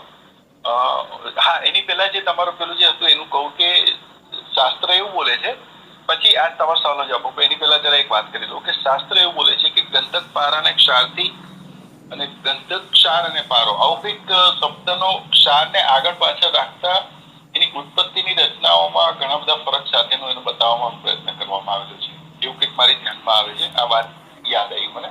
અચ્છા, અને જે અત્યારે આપને જે સવાલ કર્યો જે આવ્યો એને હું બીજી રીતે જવાબ આપીશ, અલગ રીતે, કે સંસ્કાર વિશે ભારત પર મેં પણ ખુદ વાત કરી. પછી મને અત્યારે ખુદને રિયલાઇઝ થયું કે વાતમાં હજી એક મારાથી એક નોંધ અપાય એવી વાત યાદ આવી કે મેં શું શબ્દ વાપર્યો કે પારાને મેં મારા શરીરમાં ચડાવ્યું છે અને મોજ આવે ત્યારે ચડાવવું છે, બરોબર છે. પરંતુ જ્યારે મને ચડાવતો શીખવાડવામાં આવેલો ને ત્યારે મને એવું કહેતા કે ભાઈ સંસ્કારિત કરીને, ત્યારે આપણે એની વાતોમાં હાય હા કરી મેં સંસ્કારિત કરીને પારો ચડાવ્યો, રાઈટ. પરંતુ એના પછી તો હું તો સંસ્કારિત કરતો જ નથી.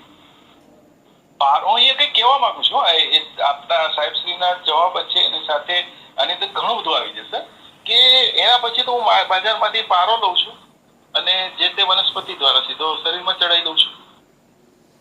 હું સંસ્કારનો ઉપયોગ જ નથી કરતો. તો અહીંયા હું શું કહેવા માંગુ છું કે પછી મને ખ્યાલ આવ્યો કે માય ગોડ, આનો અર્થ એવો થયો કે જે તે વનસ્પતિ જે છે, અહીંયા જે મને સમજ પડી એવું કહેવા માંગુ છું કે જે તે વનસ્પતિ જે છે એ પારા જોડે કનેક્ટ થતા પારાનું એવું સ્વરૂપ ઉત્પન્ન થાય છે કે જે શરીર એક્સેપ્ટ કરી લે છે. જે આગળ વાત થઈ એ પ્રમાણે કે મિલી સેકન્ડની અંદર આખા શરીરમાં નખથી શીખ સુધી પહોંચી જાય છે અને પોતે ત્યાં હાજર છે એવું ઇસ્ટાબ્લિશ કરે છે, ક્રોસ ચેકિંગમાં ખ્યાલ આવે, રાઈટ? એટલે પછી મારી મગજ આગળ ચાલ્યું કે એનો અર્થ એવો થયો કે જો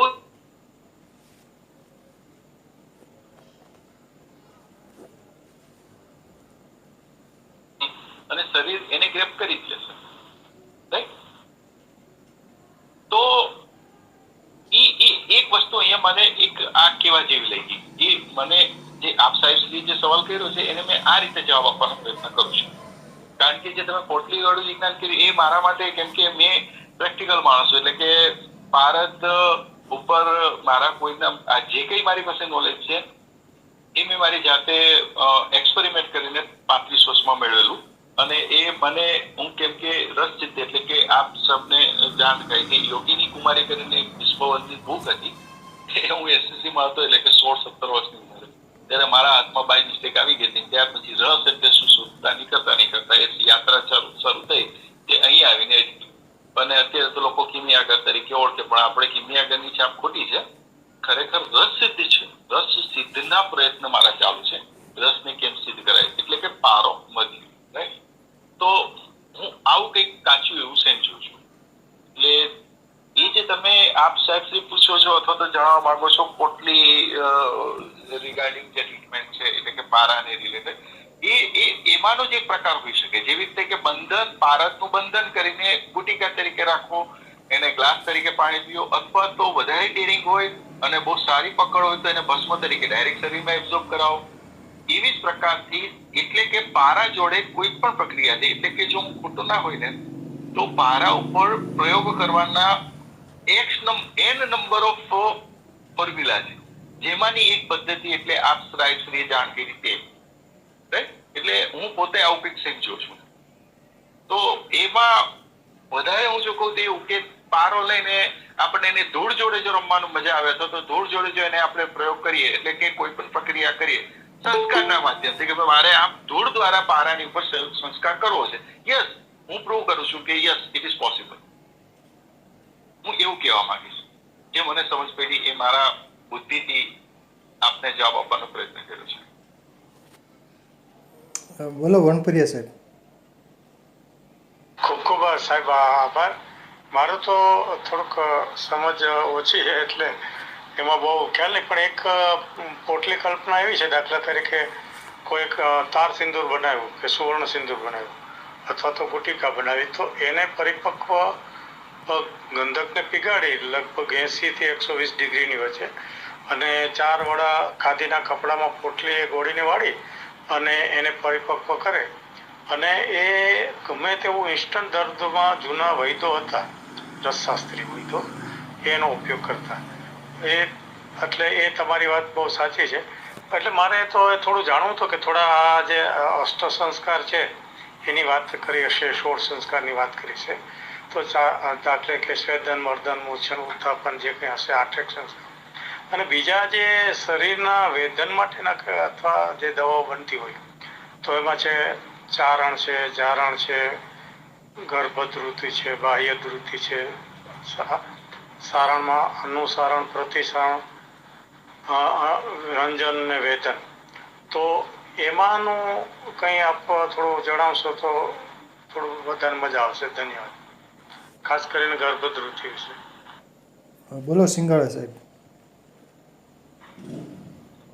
સાહેબ શ્રી, બહુ સરસ અને અદ્ભુત સવાલ છે. હું એનો જવાબ પાછો અલગ રીતે આપવાનો પ્રયત્ન કરીશ. આપણા જ ગ્રુપની અંદરથી કોઈક એક મેડમ છે અંકલેશ્વરના, જે મને અત્યારે નામ યાદ નથી આવતું, પણ કદાચ તમને લોકો નામ યાદ આવી જશે. દિવ્યાનંદ તિવારી. મેડમ છે, મેડમ. હા મેડમ દિવ્યાનંદ તીર્થ મેડમ. હા, અને બસ એ અનિલ પટેલ સાહેબ શ્રીના જોડે વાત થયા પછી એમની સાથે મારી વાત થઈ હતી, અંકલેશ્વર વાળા મેડમ. પછી એમની સાથે રૂબરૂ મુલાકાત થઈ હતી. અને હવે જે તમારો સવાલ છે એનો જવાબ ચાલુ થાય છે કે જ્યારે એમની સાથે મારે આમાં શું હોય કે ઘણી વખત શું છે કે કોકની જોડે મળતા ફ્રીક્વન્સી તરત સેટ થઈ જાય, કોકની જોડે મળતા વર્ષો થાય તો ફ્રીક્વન્સી સેટ નથી થતી. એવી રીતે કુદરતનું કરવું.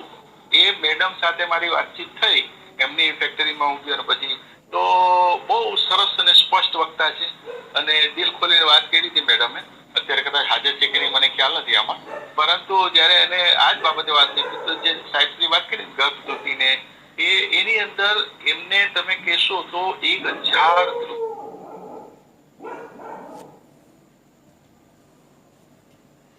પોતાની માસ્ટરી છે.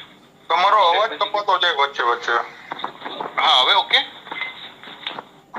હવે ઓકે આવે છે. હા ઓકે ઓકે.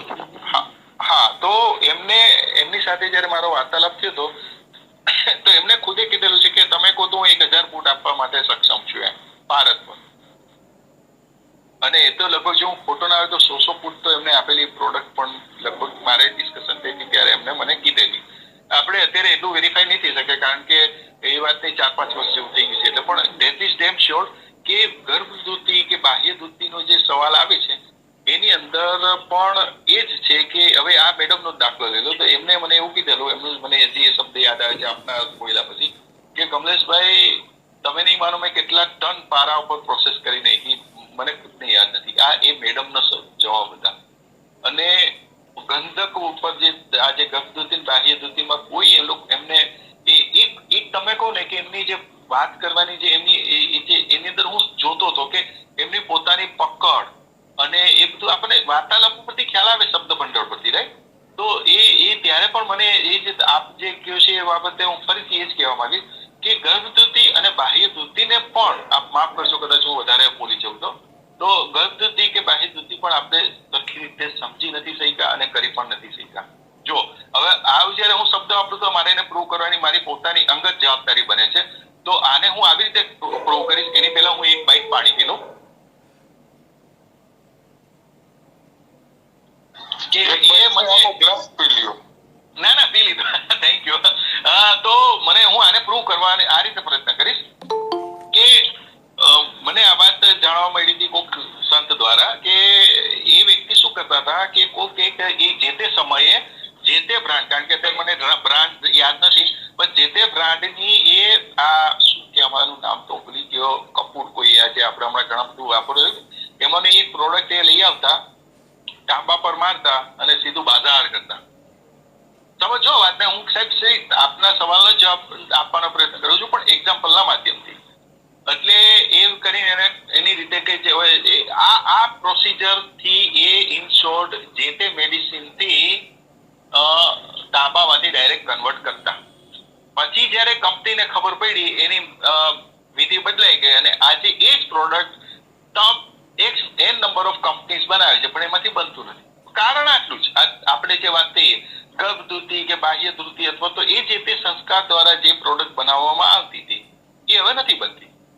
ખાલી માઇનર ચેન્જ કરી દેવામાં આવ્યો. એ ચાહે એને ટેમ્પરેચરમાં ચેન્જ કર્યો કે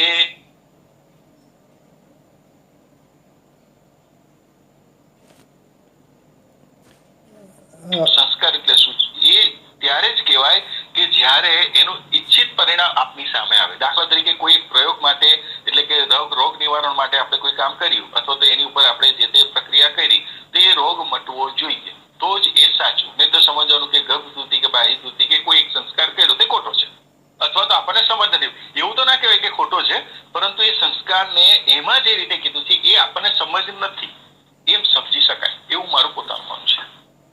સાહેબ મારો તો એક એવું હતું કે ખાસ કરીને જે લોકો માળા ધારણ કરતા હોય, ગુટિકા શબ્દ કે વાપરે કે મણી વાપરે ખબર નહીં, તો એમાં જે ટકે કે સુવર્ણ સાથે કે તાર એટલે કે ચાંદી સાથે ગોળી બનાવીને ધારણ કરતા હોય તો મારો સમજી લો કે 5-10 ગ્રામ છે અને 10 ગ્રામ ચાંદી છે તો 20 ગ્રામ વજન થવાની જગ્યાએ 20 ગ્રામ વજન થાય તો બાહ્ય વૃત્તિ છે અને એનું 10 ગ્રામ વજન છે ચાંદી ખાધા પછી પણ તો એ ગર્ભવૃત્તિ છે.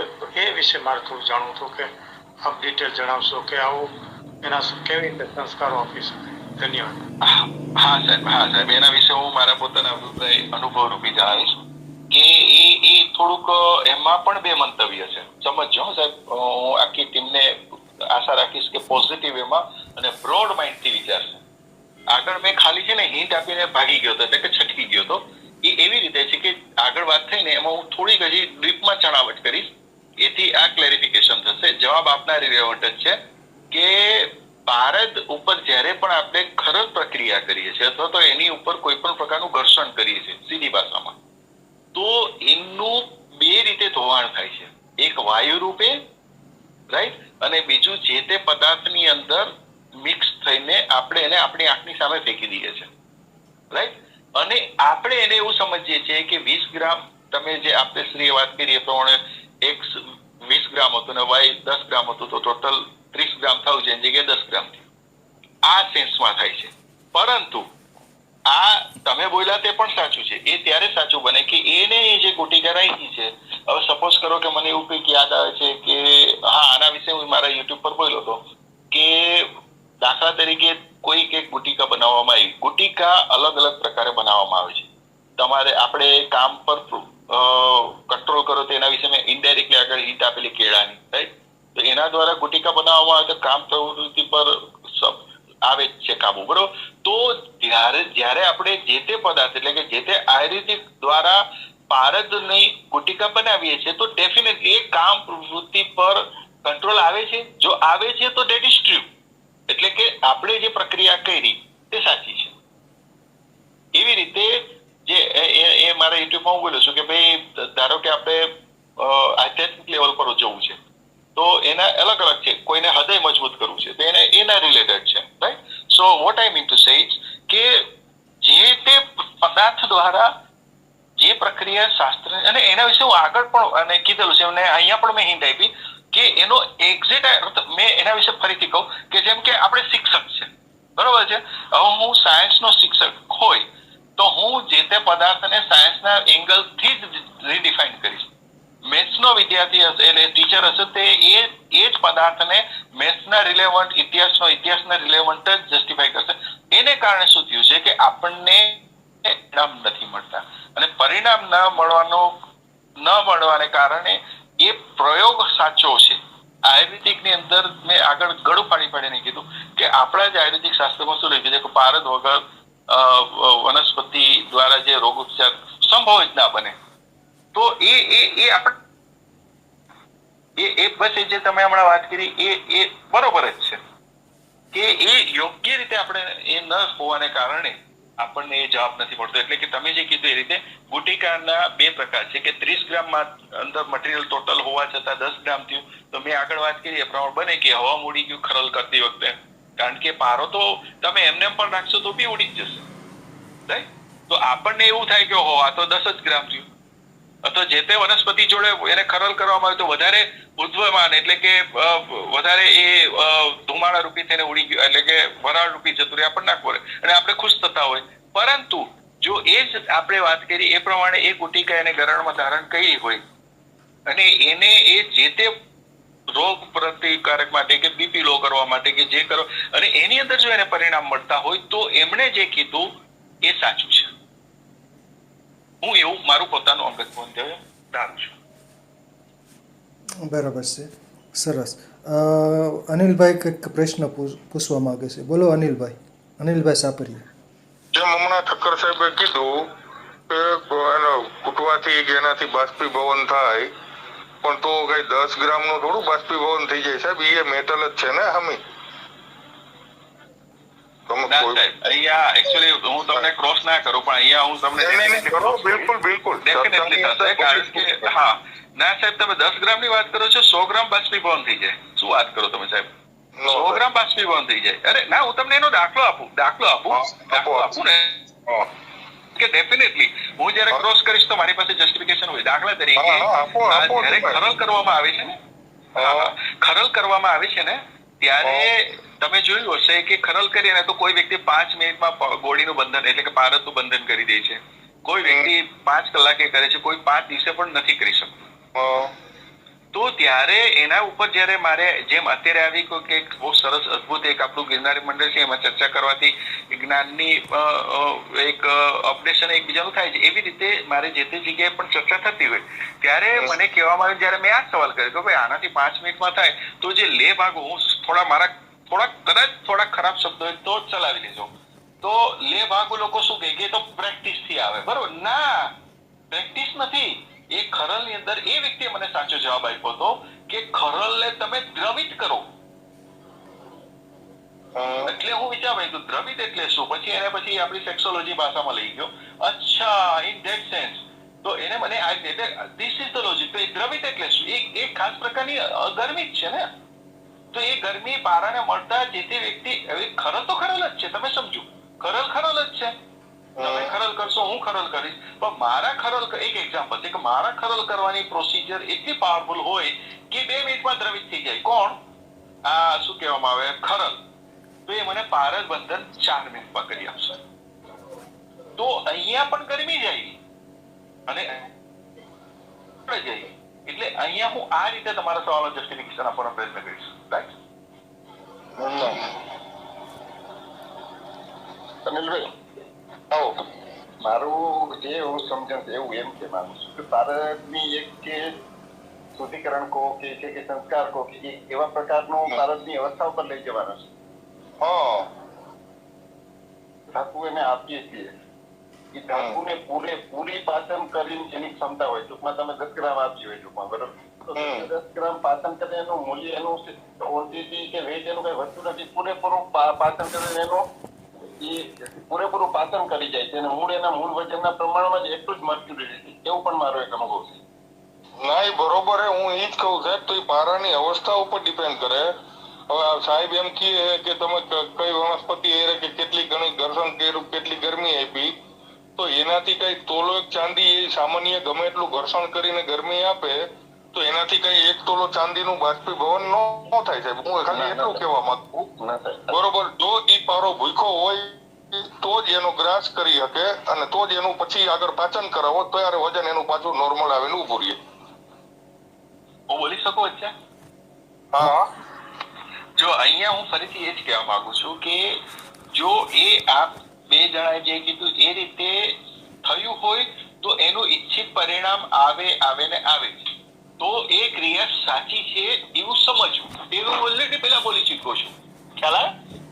ઈચ્છિત પરિણામ આવવું જ જોઈએ. દાખલા તરીકે આપણે એને જે તે વનસ્પતિ દ્વારા કર્યું ને આપણે વાત કરી એ પ્રમાણે 10 ગ્રામ અંદર પાચન થઈ ગયું, 20 ગ્રામ એક પારો છે, 10 ગ્રામ એટલે ટોટલ 20 ગ્રામ વગેરે. પણ ટૂંકમાં મેટલ આખી અંદરથી એબ્ઝોર્બ થઈ ગઈ મારી ભાષામાં, બરોબર છે? તો એનું ઈચ્છિત પરિણામ દેખાવું જોઈએ. એવું આગળ બોલી જ ચૂક્યો છું. પણ જો ઈચ્છિત પરિણામ નથી મળતું તો એનો અર્થ એવો થાય છે કે તો એ કાં એમાલ્ગમમાં કન્વર્ટ થઈ ગયું અથવા તો એ વરાળ રૂપી અથવા એ જે તે પદાર્થ અંદર મિક્સ કર્યો એની જોડે ન દેખાય એવી સૂક્ષ્મ અવસ્થામાં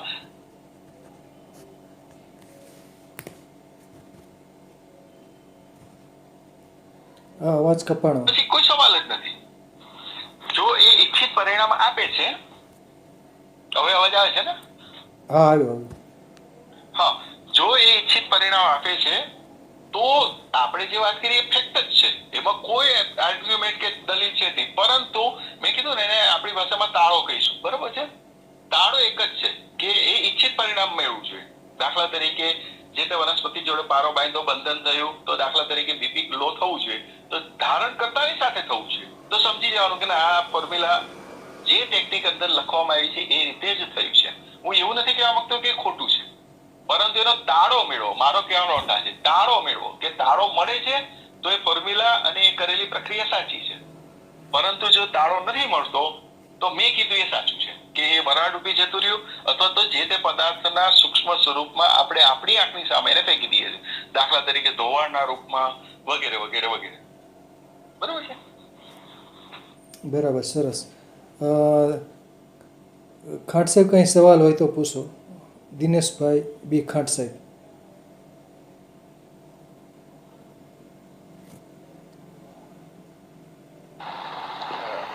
નમસ્કાર સાહેબ. સવાલ નથી, પણ જે ભારતના લોસની વાત છે,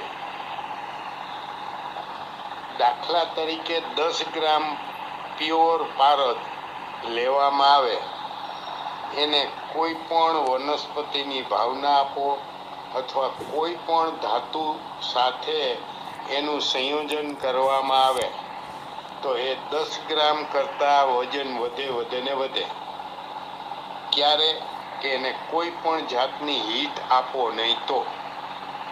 એટલે કે આશરે 400 સેન્ટીગ્રેડ થી નીચે એને જો ખરલ કરવામાં આવે તો પારદ વત્તા કોઈ પણ વનસ્પતિના જ્યુસ કે ભાવના અથવા કોઈ પણ ધાતુ સાથે સંયોજન કરવામાં આવે તો એનું વજન વધે ને વધે. પણ જો એને ત્યાર પછી ફૂટ આપવામાં આવે તો એનું ઘણું બધું વજન ઘટી શકે છે અને એ ઘણી વખત 90% સુધી વજન ઘટી શકે છે. આવું જો ફૂટ આપો તો ઘટે, ખાલી ભાવના આપો તો ઘટે નહીં. અસ્તુ. વાહ વાહ, સરસ સરસ સરસ માહિતી હું હતી. સાહેબ તમારી વાત સાથે સહમત છું. બાષ્પીભવન થાય કે ન થાય? હે ખાલી ઘૂંટાઈ કરવાથી બાષ્પીભવન થાય કે ન થાય? કારણ કે પારાનું બોઇલિંગ પોઈન્ટ હું ઈ કહેવા માંગતો હતો. એ 400 છે અને ખરલ કરવાથી 400 ડિગ્રી ટેમ્પરેચર પોસિબલ નથી. સાહેબ હું કઈ બોલી શકું? કદાચ જો એને ઇલેક્ટ્રિક મોટરથી ખરલ કરવામાં આવે ને તો એટલું ટેમ્પરેચર ના આવી શકે. દાખલા તરીકે આપણે જે ઘંટી દળવાની છે, અનાજ દળવાની, એને તમે હાથ નો અડાડી શકો એટલું હોય, પણ એનું ટેમ્પરેચર 200 થી કોઈ દી વધતું નથી. અને હું બોલી શકું? દરણાની સાથે જો પારો નાખવામાં આવે ને તો એ લોટ સાથે પારો નીકળી જાય, વરાળ ના થાય. હું બોલી શકું વચ્ચે? બોલો બોલો સાહેબ. જો અહીંયા ફરીથી એક થોડુંક મારી દ્રષ્ટિએ મને જે અનુભવ રૂપી ધ્યાનમાં આવ્યું છે તે કે મેં આગળ એક શબ્દનો ઉપયોગ કર્યો હતો કે ભાઈ અમુક વ્યક્તિ પારાને 5 મિનિટમાં બાંધી દે છે અને અમુક વ્યક્તિ 2-5 દિવસે નથી બાંધી શકતો. એટલે એ શું થયું કે એની અંદરની લિક્વિડિટી ઓછી કરવાની જે ક્ષમતા અથવા તો કળા, એની અંદર એને બાષ્પીભવન કરવાની જે કળા થઈ. હવે જે પારદ બંધન છે ને સાહેબ, ઈ એના જે મોલેક્યુલર છે અને ફ્રી પારો અને પારા સાથે નાખવામાં આવતી વસ્તુ કે જે પારો છે એ પોઝિટિવ ધનાત્મક છે, એની સાથે ઋણ આયનો જે હોય એમાં ખાસ કરીને સલ્ફર, એટલે જ ગંધક સાથે એ સહેલાઈથી સંયોજાઈ શકે છે. બીજો નંબર આવે છે ક્લોરીન, એટલે નિંબુક આમ્લ જે કહીએ છે આપણે, એ સાઇટ્રિક એસિડ છે. અને આપણો જે હાઇડ્રોક્લોરિક એસિડ છે એની સાથે એ ત્રણની અંદર બહુ જ સહેલાઈથી સંયોજાઈ શકે છે.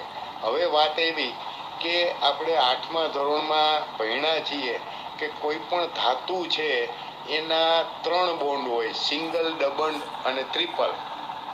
તો સિંગલ બોન્ડ જેટલું ઝડપથી તમે સંયોજન કરાવી શકો એટલું પારદ બંધન જલ્દી થાય, અને ડબલ બોન્ડ છે એને એના કરતા વાર લાગે, ટ્રિપલ બોન્ડ ને એના કરતા વાર લાગે, અને ટ્રિપલ બોન્ડ છે એ વળી પાછું પણ પારદ બંધનની એક્ઝામ્પલ કોઈ આકાર આપ્યો હોય તો એ ફરી પાછો ઢીલો થઈ શકે છે. પણ સિંગલ બોન્ડ છે એ વર્ષો સુધી આકારમાં, સાઈઝમાં કે એનો કોઈ ફેરફાર થતો નથી. એટલે પારદ બંધન છે એ એક જ જાતના દ્રવ્યો હોય તો એના માટે જે સમય લાગે ને લાગે, પણ આજે તમે પારદ સાથે અમુક વનસ્પતિની ભાવના આપો અને હું બીજી આપતો હોઉં તો એ બેયના સમયમાં ફેર પડે. કારણ કે જે વનસ્પતિ છે એમાં જે રસાયણો છે એના ઉપર પારદ બંધનની સ્પીડનો આધાર છે. અસ્તુ. વાહ વાહ, સરસ. હવે આની અંદર સાહેબ મારે થોડું આપ જે બોલે એમાં કોઈ જ આર્ગ્યુમેન્ટ નથી, પરંતુ અહીંયા એમ કહું કે ખરલની અંદર ખાલી પારો નાખ્યો હોય અને એને બંધન થઈ જાય તો એટલે મેં સાંભળેલું છે, જોયું નથી, એટલે હું હું તમારું જ એવું છે, હું સાંભળેલું નહીં બોલું, હું જોયું જ બોલીશ. એટલે આ મારો મિત્ર છે, હા, અને આ મારો મિત્ર છે અને મારી આંખની સામે એને 5 મિનિટ ને કદાચ ક્યારેક એનો મૂડ ના હોય તો 15 મિનિટમાં પારાની અંદર કોઈ પણ મટીરિયલ નાખ્યા વગર બંધન કરી દે છે. હા, બરાબર છે. એટલે મેં સાંભળેલું છે, તમે સાચા હશો. હા, તો એ કેસમાંથી મેં આ એનાલાઇઝ કર્યું કે આમાં આગળ મેં જે શબ્દ આપ્યો ને કે દ્રવિત શબ્દ આપ્યો, દ્રવિત. બરાબર.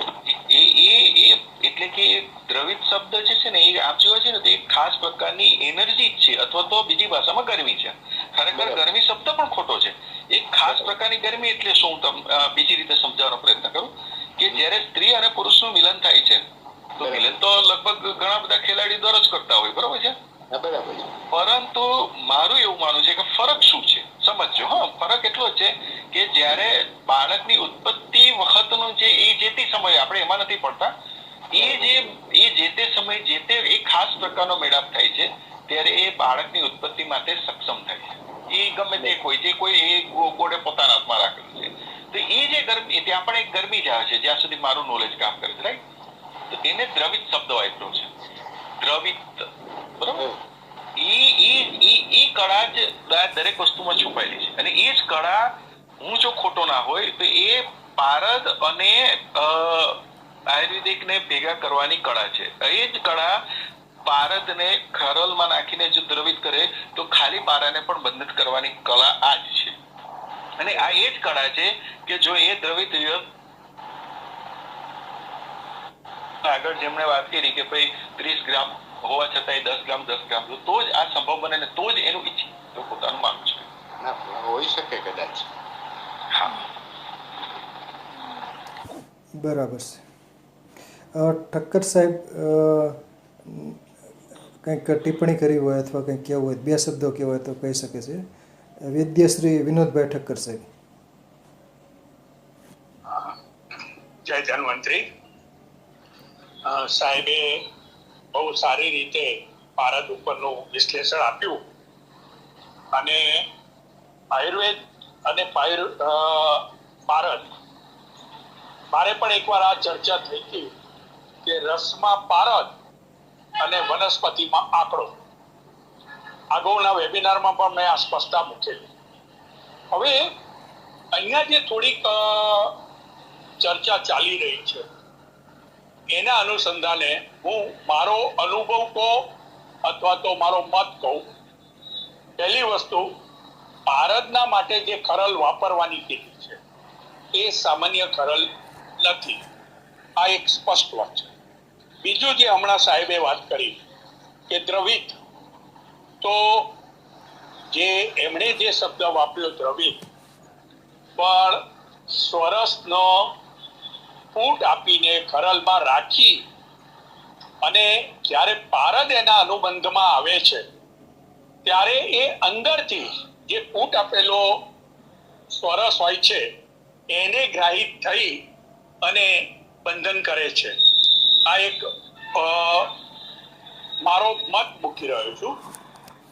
બીજી વાત કે ચિકિત્સાની રીતે જો જોઈએ તો 8 સંસ્કાર સુધી ચિકિત્સામાં બતાવ્યા છે, અને બાકીના જે 8 સંસ્કાર જે છે એ જે સાહેબે શરૂઆતમાં કીધું હતું, દેહવેદ અને લોહવેદ, એના માટેના છે. હવે ખાટ સાહેબ પણ છે એટલે કદાચ મારી ભૂલ હશે તો સુધારી પણ શકશે. અને વણપરિયા સાહેબે જે કીધું કે ભારત જે છે એ પુરુષ પ્રધાન તત્વ સાથેનું ઘટક છે, અને ગંધક છે એ સ્ત્રી તત્વ સાથેનું ઘટક છે, અને આ બેના સંયોજનથી જે કજલી બને છે એ કજલીનો મહત્તમ ઉપયોગ આયુર્વેદમાં થાય છે. હવે બંનેના દોષોનું પરસ્પર કજલી બનાવવાની જે પ્રક્રિયા થાય છે એમાં બંનેના દોષોનું પરસ્પર જે વિષક્તતા છે એને અતિ અલ્પ માત્રામાં અથવા તો નિર્મૂલ કરવા માટેની પ્રક્રિયા છે.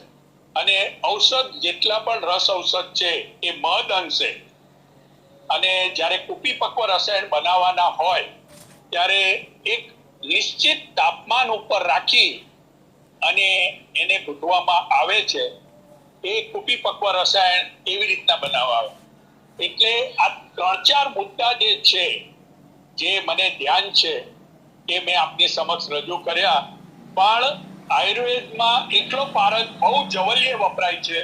પારદ અને ગંધકના સંયોજનથી કજલી બનાવીને ઔષધ નિર્માણ થાય છે એ શાસ્ત્રમાં મહદ અંશે જોવા મળશે. પરમાર સાહેબ પણ છે, કાટ સાહેબ પણ છે, અને અનેક વિદ્વાનો પણ છે. કદાચ મારી ભૂલ હોય તો ક્યાંક સુધારીને આગળ આપણે વધીએ. અસ્તુ.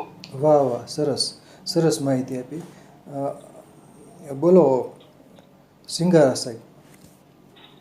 ના બરોબર છે એમની વાત એકચ્યુઅલી, કેમ કે આ બાબતે તો આપણો કોઈ પર્ટિક્યુલર જે એમને વાત કરી એમાં કોઈ અનુભવ નહીં મળે, એટલે હું કેવી રીતે કહી શકું. એટલે બરાબર, સરસ સરસ. અનિલભાઈ સાપરિયા કંઈ સવાલ હોય તો? અનિલભાઈ. ના સર. બરાબર. આરવી પરમાર સાહેબને કંઈ કહેવું હોય તો? ડૉક્ટર આરવી પરમાર સાહેબ. ખાટ સાહેબ કંઈ કહેવું છે?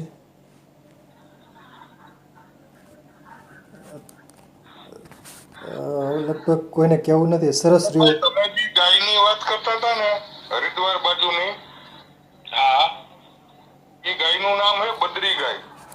હા મને કીધેલું સાહેબ, પણ હવે એટલું બધું તમને કહું મારું મેમરી લોસ જપત જશે અમુક વસ્તુ. પરફેક્ટ તમે પકડ્યું એટલે મને આનંદ થાય. મને એકચ્યુઅલી છે ને આપણી ગિરનાર ટીમને એક વાત કહું કે હું લકી કેમ છું ખબર છે? કેમ કે મારી પાસે અનિલભાઈ જેવા એવા ધુઆધર બેટ્સમેન છે ને કે અમુક વસ્તુ મને આમ યાદ હોય, કારણ કે હું પેલો આમ જોયો ને તો મને મુદ્દો યાદ હોય પણ અંદર ના યાદ હોય.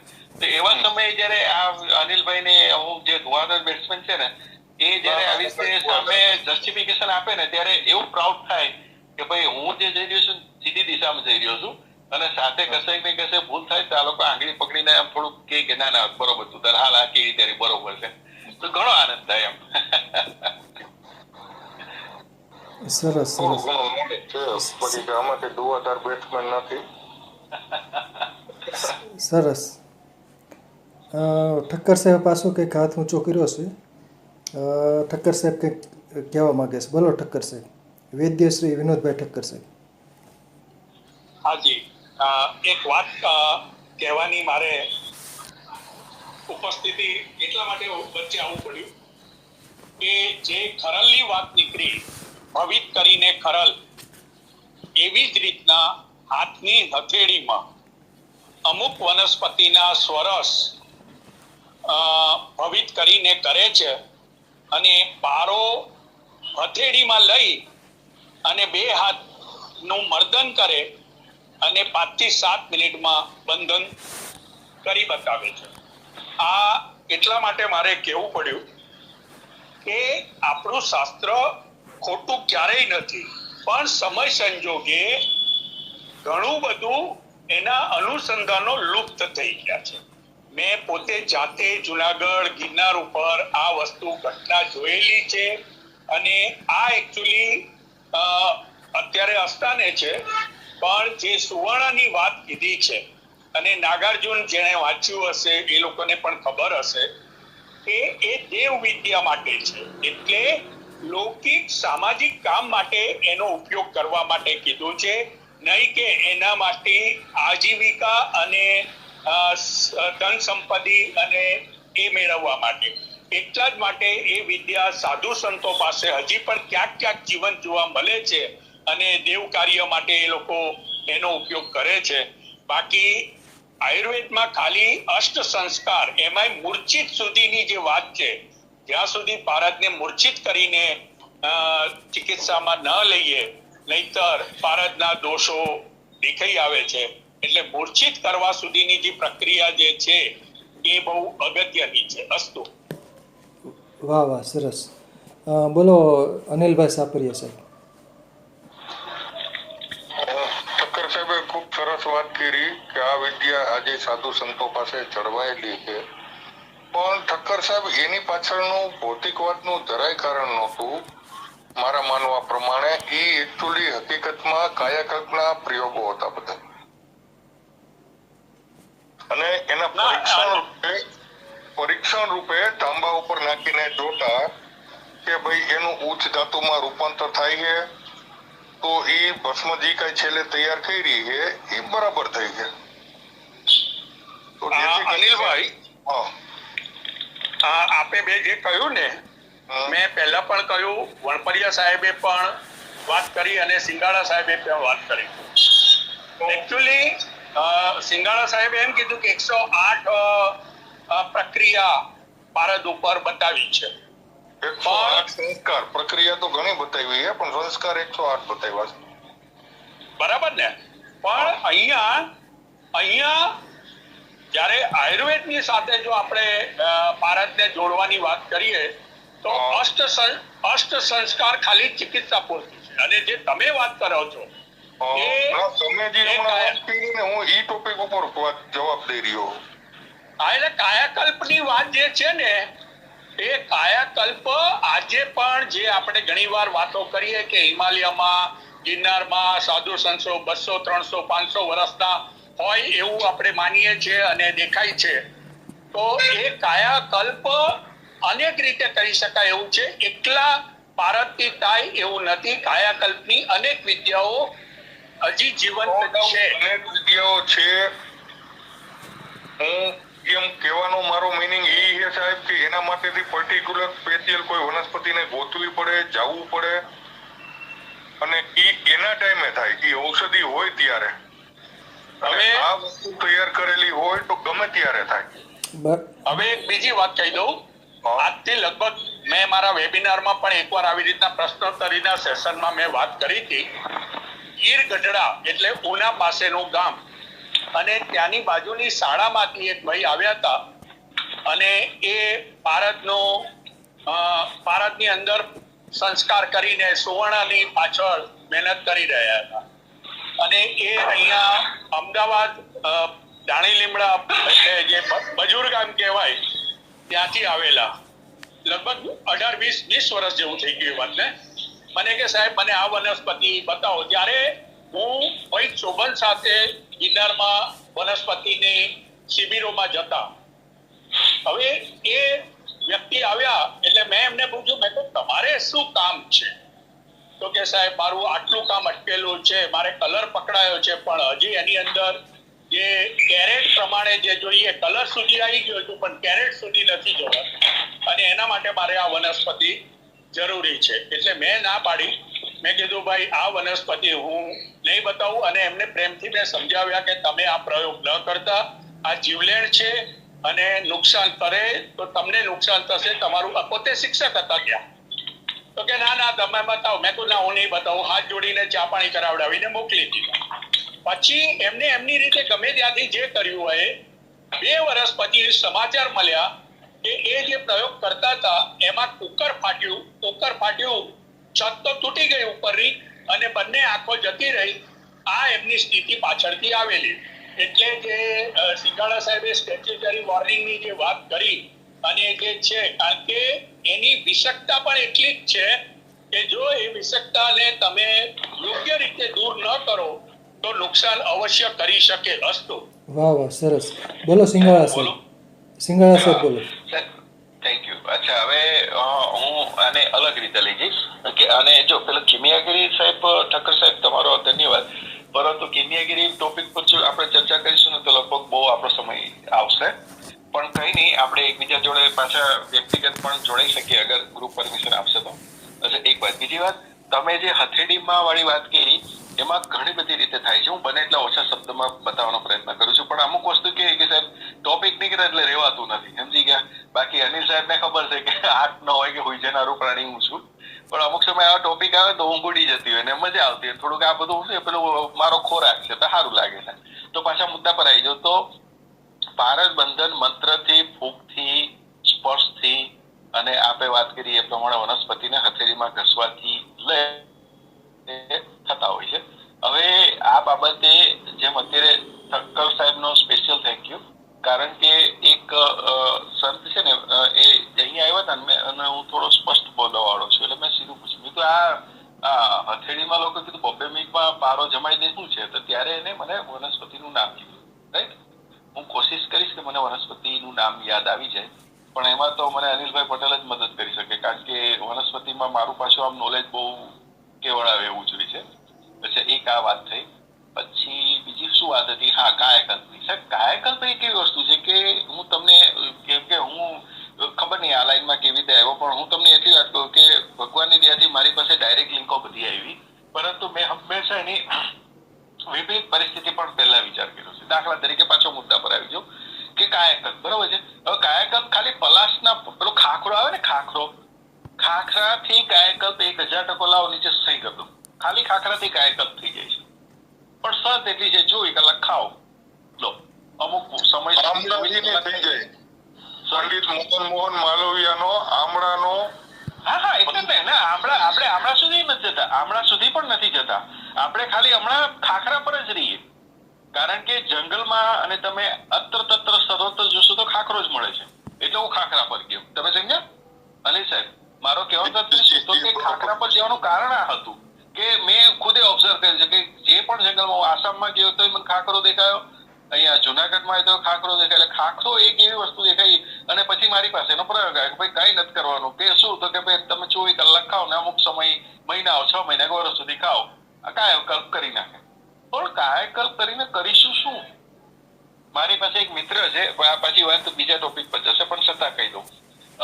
અહીંયા પેલું આપણે કામાખ્યાભાઈ કહ્યું છે પેલું આ જે તંત્ર માટે છે, તંત્ર માટે પછી નામે હારું મને જલ્દી યાદ ના આવે. તંત્ર માટે જે ગઢ છે ને, એ મારો એક ગાદીપતિ ત્યાં ગયેલો. તમે સાહેબ ઓળખો છો પેલો મહંત?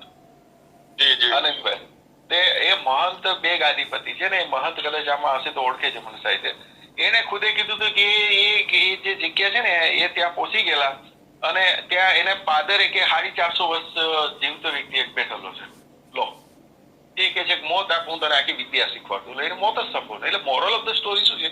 આ બધી વાતો શાસ્ત્ર પૂરતી સારી છે, પરંતુ અત્યારે આપણે શું જરૂર છે કે ડેફિનેટલી આપણે કેમ કે આ લાઈનમાં જોડાયેલા છે તો એનો મેક્સિમમ ઉપયોગ કઈ રીતે કરી શકીએ? જેમ કે સ્વસ્થ કેવી રીતે રહેવાય, જેટલું પણ જીવીએ છે રાઈટ, એટલું આપણે સ્વસ્થ રીતે કેવી રીતે જીવી શકીએ, આચારથી વિચારથી ને શારીરિક, એટલે કે શારીરિક અને માનસિક રીતે. એના ભારત અને આયુર્વેદિક દ્વારા કેટલા વધારે સક્ષમ પ્રયોગ કરી શકાય એના ઉપર ડેફિનેટલી આપણે પ્રયત્ન કરીએ તો મને લાગે છે કે આપણે જીતી જઈશું. અચ્છા, અને બીજું શું છે કે એ જે વનસ્પતિ છે કશે પાછી લખેલી છે કે મને યાદ તો આવશે એટલે હું ડેફિનેટલી અનિલભાઈને મારે બતાવી જ પડે, કારણ કે અનિલભાઈને અમુક વસ્તુ હું કહી રાખું છું કે કાલે વારે મને જ કામ આવે છે કેમ કે એને કીધેલું તે હાચવી રાખે એમ કેવાનો અર્થ આ છે. તો ઠક્કર સાહેબ ખરેખર તમને ધન્યવાદ છે કે એ તમે હથેળી વાળી વાત કરી એટલે મને પાછું યાદ આવ્યું કે હા એ વનસ્પતિ મને કીધેલી હતી અને એ વનસ્પતિ યાદ આવશે તો ઠક્કર સાહેબ આપને બીજો ગ્રુપ પરમિશન આપશે તો કોન્ટેક્ટ કરીશું. હું બી લુવાણો જ છું. તમે જુનાગઢ છો સાહેબ?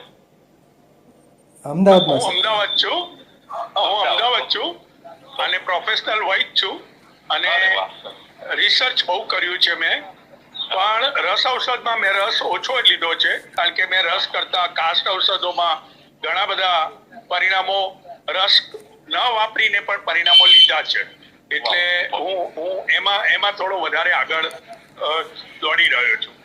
અદભુત અદભુત. Thank you. સરસ સરસ.